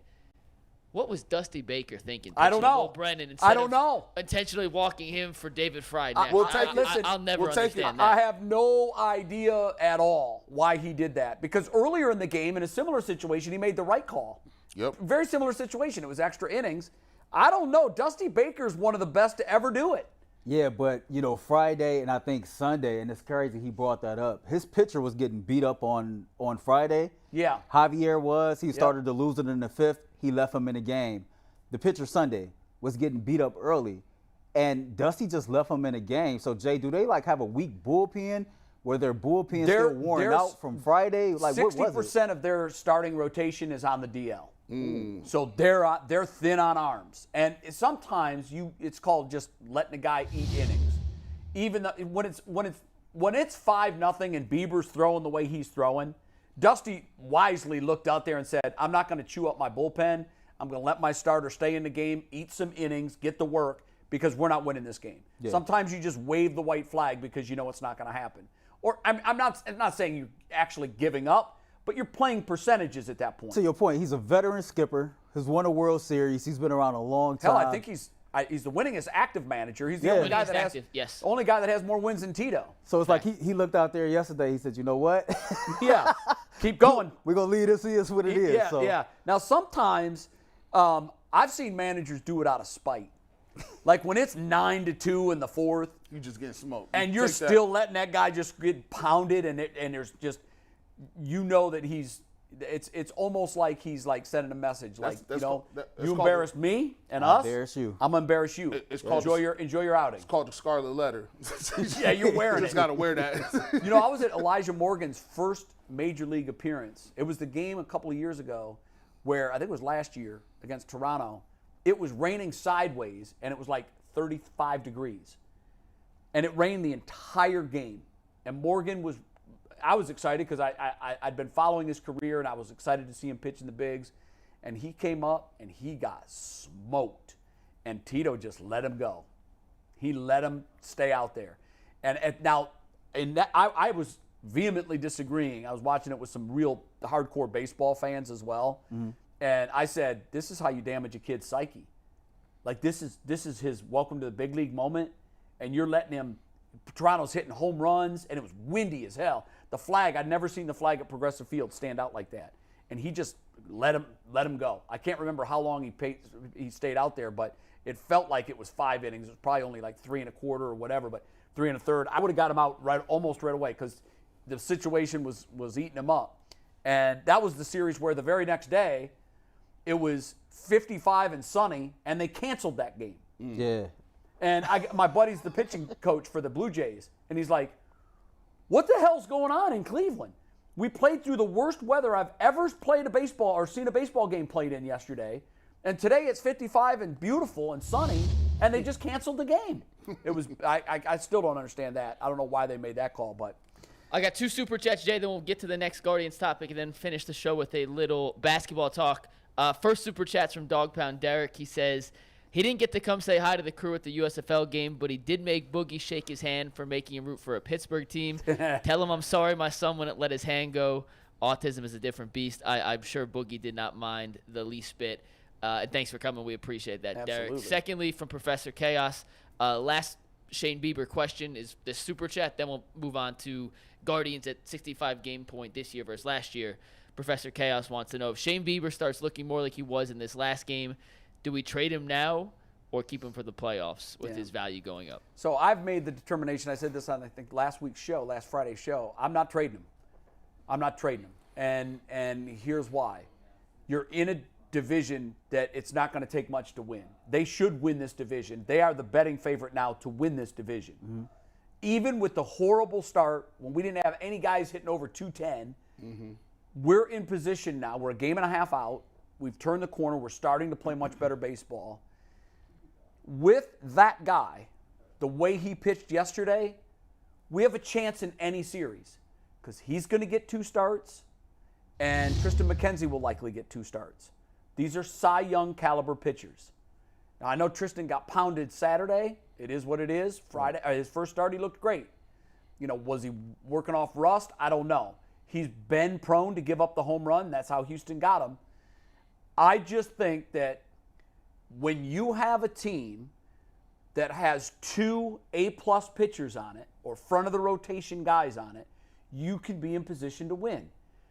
And I had this conversation with one of my teammates at my game Saturday. He was like, no, we got to deal him. And I said, no, we don't. We've done that going back to the 90s. That's what we've done. When guys come up on their contracts, we trade them. Has it ever led to a World Series? No, it hasn't. It hasn't at all. It hasn't. We traded Frankie wisely and got a lot for him. But this is different because he's a pitcher. Momentum in baseball is today's starting pitcher. And that's it. Who's going for you? If you've got a guy that you can give the ball to, that you feel gives you a chance to win the game, you have a big advantage over your opponent. They don't have the kind of team that's going to slug their way to a World Series like the Astros did last year. They lost the Yankees series because the Yankees hit a whole hell of a lot of home runs. And we don't have a home run hitting team. But do I like my chances at a World Series with Shane Bieber not on this roster? No, I don't. So when you're in the position to get to the dance, let's go for it. So today is June 12th, right? Yep. Today, the Cleveland Guardians record is 2 games greater. It's 2 games better than it was on this day last year. Yeah, last year we were 29. We were 29 or something. We're 31 and 34 right now. No, we were 36 and 29 36 last and year. 29 last 65 games in, we were 36 and 29. All right, I got to double check my numbers because no. I just looked it up. I thought we had 29 wins on this day last year. On this day last year, but they hadn't played 65 games. Yeah, so remember, you guys are both right. Yeah, last year the schedule. What happened with the schedule They at had the beginning? all the rain. Remember they Like 6 they missed rainouts? 6 rainouts. They're only 5 games behind where they were last year. No, at the 65 game mark. Earl's right. They had 29 wins on June 12th last year. Yeah, but we didn't Through have 65 games. They had 36 wins. So that's an apples to apples comparison, Right, not so- the calendar, the number of games. Right. So the point I'm getting to is knowing that we're in a better situation this year than we was last year, despite everything that happened. Jay, shout out to the Toronto Blue Jays for coming back yesterday, putting us 1.5 back of Minnesota. You're right. We have to keep our eyes on our own paper. We have to look at our situation and not the total landscape of Major League Baseball. You're right. We play in a weak division. We're probably the best team in a weak division. And looking at how everything plays out, we talked about this last week. Me or you don't trust Minnesota starting pitching to stay, pitching at the pace that they're at right now. Yeah, they're gonna have a fall off. They're gonna come down to reality. We know who the Cleveland Guardians are. And so I think that the confidence is being built up right now. We're gonna go out, possibly win our division. And when you have Shane Bieber, Tristan McKenzie, you have a chance in every single game. You're right. And then when you look at the young guys like Bieber and Logan Allen, I think they're going to continue to progress as the season goes along. I just think it's the perfect storm for us all to kind of like collectively relax, exhale, and just let this thing play itself out because it's looking better than it did to me last year. I will say this. The same way we look at other teams and say, yeah, their pitching won't hold out. The way they look at the Guardians is, yeah, this is a nice little run, but these sticks is not going to keep up with this pace. We know what they are. They do have great pitching. They do got some young guys. But the prevailing thought process around the league is, yes, they can get that off, but when it comes time for the nitty-gritty and we talk about October baseball, we talk about September baseball, it's getting cold outside, guess what? It may be something to this, maybe something to the thought process that the Guardians are a warm weather team. It's cold. It's not a coincidence we had our best weather ever for the last 2 weeks because it's been beautiful outside. We finally got rain today. But there is no coincidence the fact that those sticks are lighting up right now, and teams are looking at them like, okay, that's cool. You can do that, June, July, cool. But when you come into October, traditionally, they have not been able to get enough run support. Historically, good pitching always tops good hitting, always. So with that being said, if you have aces like a McKenzie and a Bieber that can handle half the workload in a playoff series or better, Right. you're just in a position to make a run. If you take Bieber off this roster, they're not making a playoff run, period. They're not. I'm sorry. They might win a series. They might be competitive in the CS, but you're not winning an American League pennant with the pitching staff they have today minus Shane Bieber. They're not. I agree with Jay on that because we all know come, playoff baseball, the long ball is king, right? It helps. And it helps. When you have pitchers like Tristan McKenzie and Shane Bieber, I kind of trust them guys more because veteran hitters like the Yankees hitters, they're going to scout these young pitchers that we have and probably light them up. But if I got a Shane Bieber and a Tristan McKenzie, I trust their stuff and I trust their experience a little bit more come to playoffs when I know the long ball is more of an impact on the outcome of a game than it is right now today. We're in the age of analytics. Yeah. There's no question. Everything that's done in baseball is a product of a number that tells you what to do. And so there's a number for everything.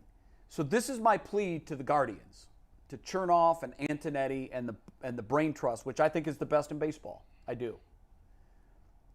Run the numbers on this team making a deep playoff run with Shane Bieber, and then run the numbers on this team making a deep playoff run without Shane Bieber. And I know that when you're in a mid-market to small market like the Guardians are, you always have one eye on this season and one eye on the future. Mm-hmm. And you can't let Shane Bieber hit free agency and get nothing for him. I understand that. But you can trade him like you did with Frankie at the end of this season. So a team gets a full year of Shane Bieber next year. But let's keep this train going. What if they say it's a 12% chance that we make a deep run without Shane Bieber? With Shane Bieber, it's like 16%. You go. You go with Shane. You go. I mean, whatever gives you the best chance of winning. Here's the thing. We've traded players, great players, before their contracts were up for 25 years. Now, that's basically allowed us to stay at the top end of the talent cycle. Relevant. But what if in some of those years, instead of dealing them early, you actually got 4 years out of a player that you signed a 4-year contract to? What a novel concept. Right. In Cleveland, when they sign someone to a 5-year contract, I always say, well, that's a 3-year. I just believe in when it comes to Shane Bieber, this is not a addition based on subtraction, right? Like you're not going to. It doesn't make us better now. It's not going to make us better now, and I'm not worried about the future. I'm trying to go win a World Series right now. So I'm with you on that. Like you have to keep him on this roster. If he continues to pitch this way, his value is going to go up, and there's probably going to be some move out there that might spark your interest. But you have to consider, okay, where this team was last season versus where this team is this season. And with Shane Bieber, to your point, your chances of winning the World Series is greater than it is without him. And I don't care if it is 12% without and 16% with. I'll take the extra 4% chance. So y'all would say that you guys are for keeping Donovan Mitchell then? Well, The difference there is because now, here's the difference. Here's the difference. Donovan Mitchell apparently wants out. Well, Shane Bieber isn't begging anybody to be on the trade. I was going to say Shane Bieber. He's really good because he don't say nothing. He just go out and pitch, right? And that's what it should be. I mean, he ain't hanging out with Garrett Cole taking selfies talking about. But it is, I love New York. The crowd there is so great. What a hype atmosphere. But for both players, it is a foregone conclusion that they won't be in Cleveland.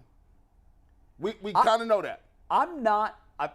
Donovan Mitchell's gone. I've already.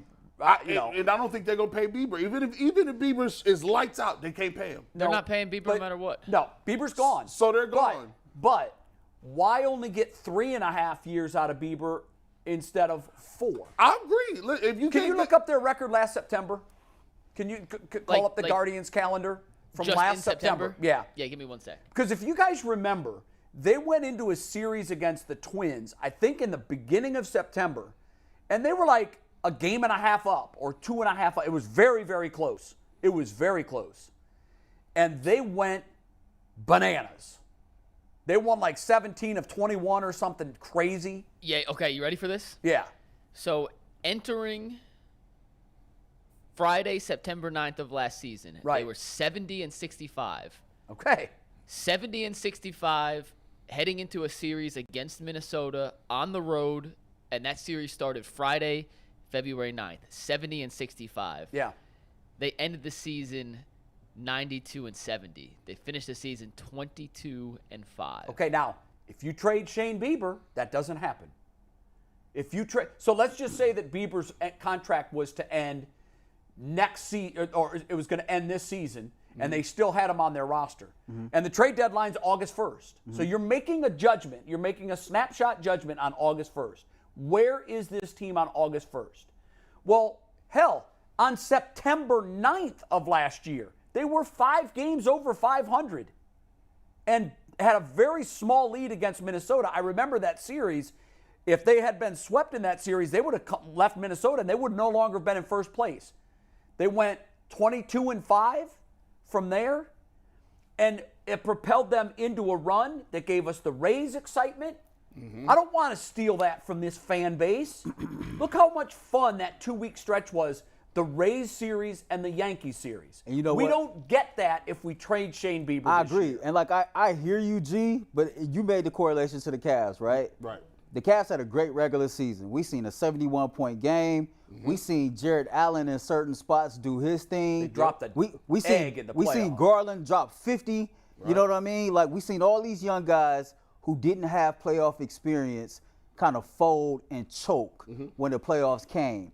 I'm not saying Logan Allen and Tanner Bybee won't be great long term, but based off what I just seen with the Cleveland Cavaliers, give me my veterans that I know is going to show up and show out. So I can't trade Shane. I just can't do it. I can't either. We just went through a season here in the city where we seen it. I just thought of it in my head, and there's probably first of all, it's 2 different sports, but the parallels in the contracts. No, there are some similarities, but there's also at play how much power the actual NBA players have to where they can force teams' hands before the contract is out. And I'll give Bieber credit on this. A lot of times people give people bad raps when they're athletes, right?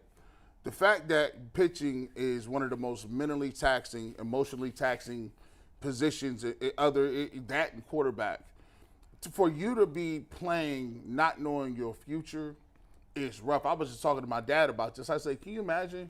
He's going home every day knowing that the team he's pitching for, he's putting it all out there for, isn't going to pay him. That feels crazy, Jay. Like if you are, we all espouse to be great at what we do. Like we want to be great on this show. Can you imagine coming here and just doing everything you can, just every single day, and then knowing in the back of your mind you're producing and you're helping the team and be successful, but they're not gonna reward you, or they don't respect. It ain't respect; it's a financial thing. Sure, it goes to the business nature of it. Money equals respect. But they feel like that's the ultimate form of respect. Yeah. How much do you respect me? I'm putting on, and I just know you're not gonna pay me. Yeah, that's the hardest thing in the world. Yeah, but read the room though. Like G, read the room though. This would be his 3rd contract if he was to get a new contract, right? So the Guardians paid him once. He's been in this organization long enough to know how business is done here. He's seen guys like Francisco Lindor come and go. He's seen other guys that could have been star players come and go in this organization. To me, you've seen Corey Kluber come and go. You've been around long enough to read the writing on the wall, right? So I wouldn't be going home in my feelings worried about the Guardians won't pay me because I know this organization. I've been here for a very long time. Let me go out here, handle my business, make sure I'm being the best pitcher I can be for the Guardians while I'm still here with the mentality of, okay, even if they don't pay me, I done put so much good tape out here that somebody still will. Yeah, ultimately he's pitching for a paycheck. Yeah. And so, but the thing with Bieber is, and this is tough for pitchers because their arms do go and injuries happen, he's not going to get paid for a season and a half. So he can't be injured. He can't have a major injury. That will cut into his potential earnings big time. So if I'm the Guardians, I might go to him and I might say, I know they tried. They made an offer before last season, I think.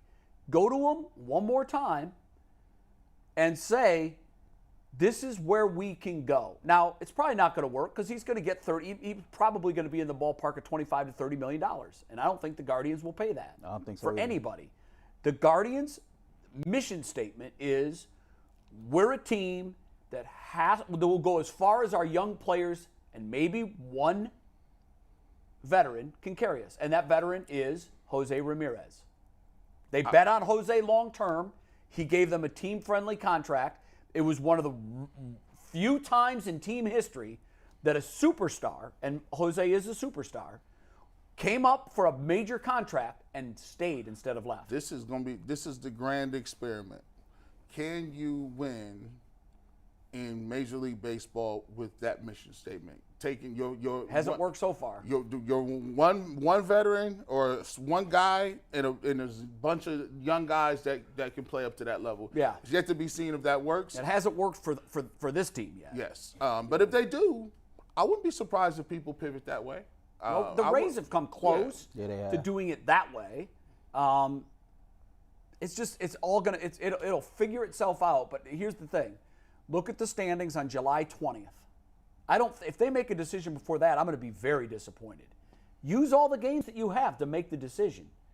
If someone blows your doors off with an offer, I mean blows your doors off, like the haul we got for Frankie, because that deal was incredible, then you might have to do it if there's 7.5 games between you and the Twins.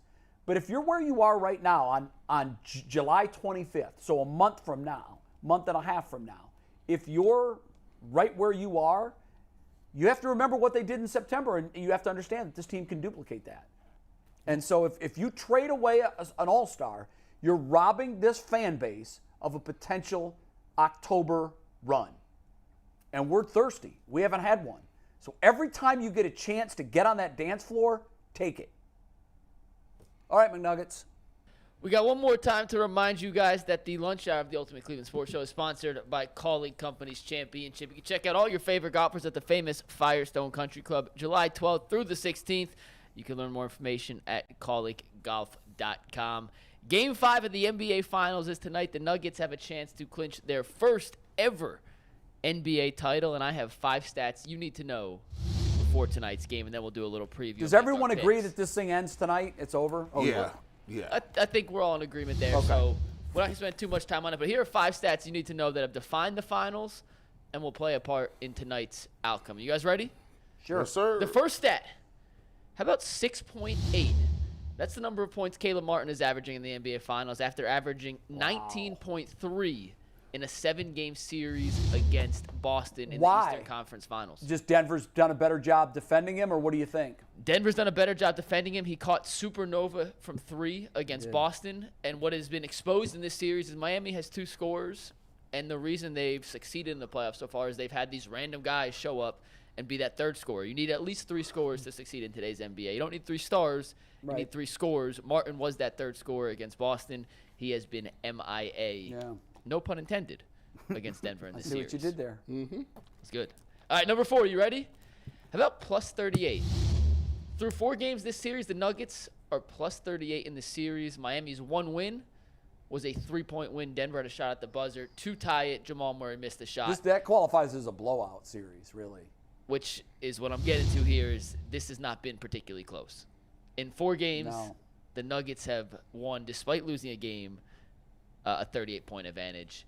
And I do not anticipate that getting much closer tonight. And even more impressive, this goes right into the next point. And G. Bush, this is the guy you love. They are plus 38 in the series, despite the fact that Michael Porter Jr. is 3 for 22. You can take it, Steve. From 3 in the series. Wow. Michael Porter Jr. was the betting favorite, according to Vegas, to lead the series in 3-pointers made. He is 3 for 22 in 4 games so far, and the Nuggets are still, despite that, plus 38 in the series. See, that's the problem with it. See, this is when it comes to roster building. When you above 6'9", and you still athletic, that's why they call it 3 and D. The D stands for defense. And when you got a guy like that has actually adds length, he's always contesting shots, and you got Jimmy Butler, who's a glorified 6'4". Like, that hurts, bro. Jimmy Butler, like, he's 6'3.5" with gym shoes on. You get shot hands all in his face, and yeah, it's just difficult.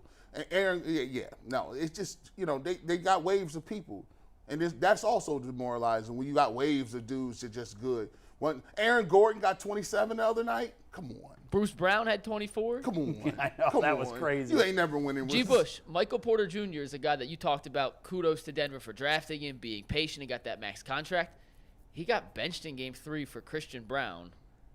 Do they want to trade him to the Cavs? And then didn't put him back in. I mean, he's going to play a big role tonight. He's not benched. He played in Game 4, played a lot of minutes, but it shows that his coach and Mike Malone in this instance is okay with shaking things up and riding with the hot hand, not the guy who's getting paid a max deal. I need him to go talk. I need Ben Simmons to go talk to him and give him that chip on his shoulder that you benched me in the playoff and then tank. You can come on to Cleveland. We'll trade for you, dog. The Nuggets help me out. Jay help me out. G help me out. For me, this NBA Finals reminds me of the 2001 Finals with the Sixers and the Lakers. And that it went from being a series at one point to just a total annihilation. This is how I see it. So both series coming into, we knew who the better team was. The Lakers was the better team, just like in this series, Denver is the better team. Yeah. They're bigger, stronger, faster, more skilled, the whole 9, right?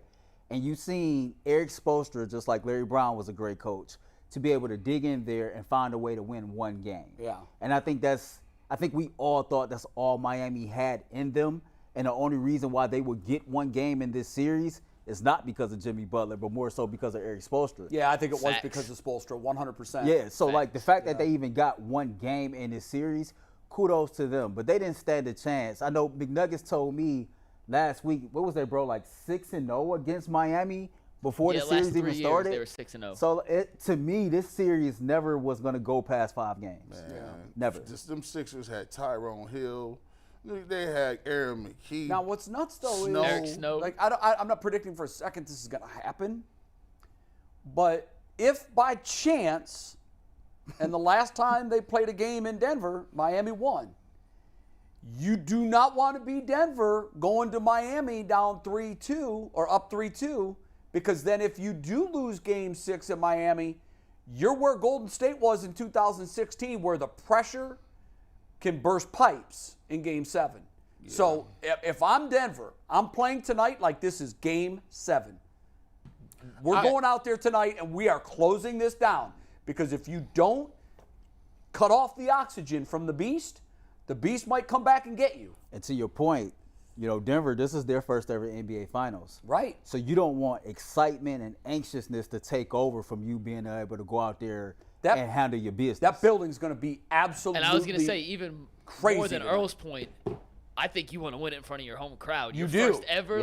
It'd be sweet to win in Miami, but it would be extra sweet. But I tell you, in Denver. not at the risk of having to come home for a Game 7. I wouldn't want that at all.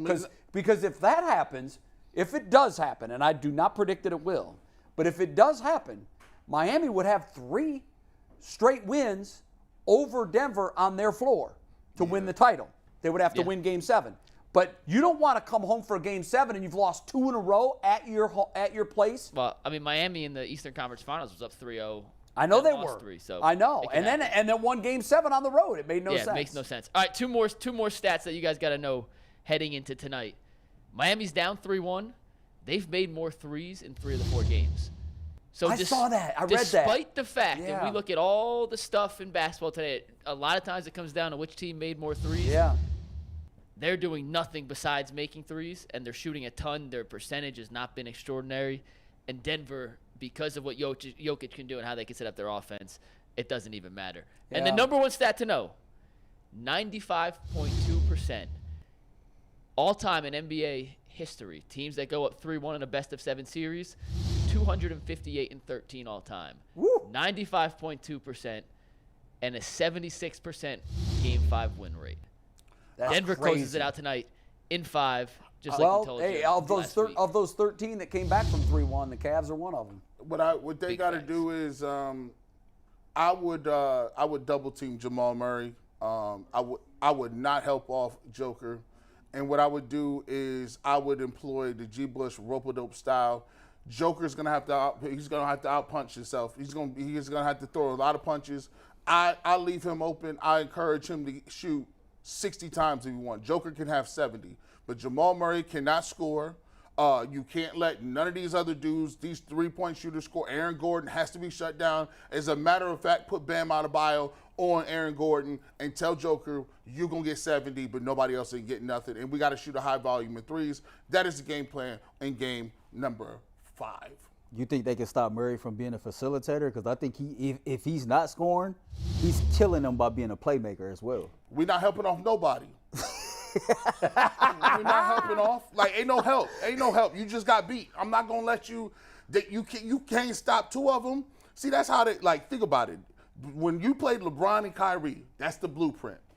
LeBron is going to have a crazy stat line, but listen, I'm not about to let Kyrie get 40 neither. Right. That's not going to happen. Like, LeBron going to have to get 40, 20, and 12 or whatever. Well, what was the stat when Murray and Jokic both went for think, triple doubles? Is that the first time in that's NBA ever Finals happened in the history. finals? 30 First time, point triple 30 doubles. point triple So doubles. you let them both get 30-point off. triple doubles. You let them 30-point both be triple the doubles. facilitator you and can't. what? Yeah. I mean, you got to pick your poison. Yeah. You can't let them both 'Cause get off. if you drink both of them, you're going to drop dead. So there was a sequence in Game 4, and this, I think, paints the perfect picture of why Denver's so impossible to guard right now. They ran a high pick and roll with Murray and Jokic, and Murray came off to the right, kicked it back to Jokic. Both Miami defenders went with Murray, hit a wide open 3.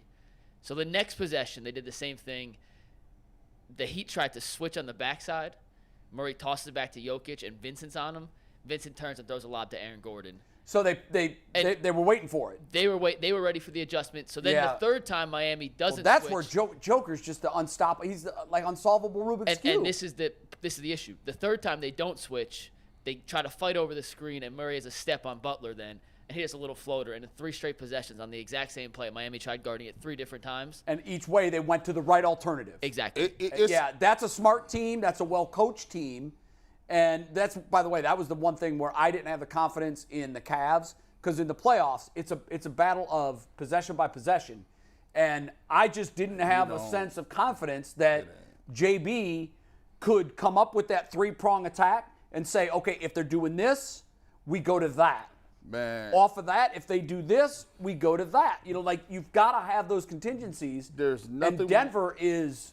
Malone is a hell of a sharp, coach. man. There's nothing more frustrating than going to the sidelines and you playing sports and you sit down and the coach says, guys, you got to play harder. And you look at him and be like, listen, coach, it ain't always about playing harder. It ain't all about wanting. We all want it out here. We're obviously getting smoked. We got to play smarter. On these X's and O's. What's the adjustment? You can't go into World War III or the Vietnam War and be like, guys, we need to have more troops.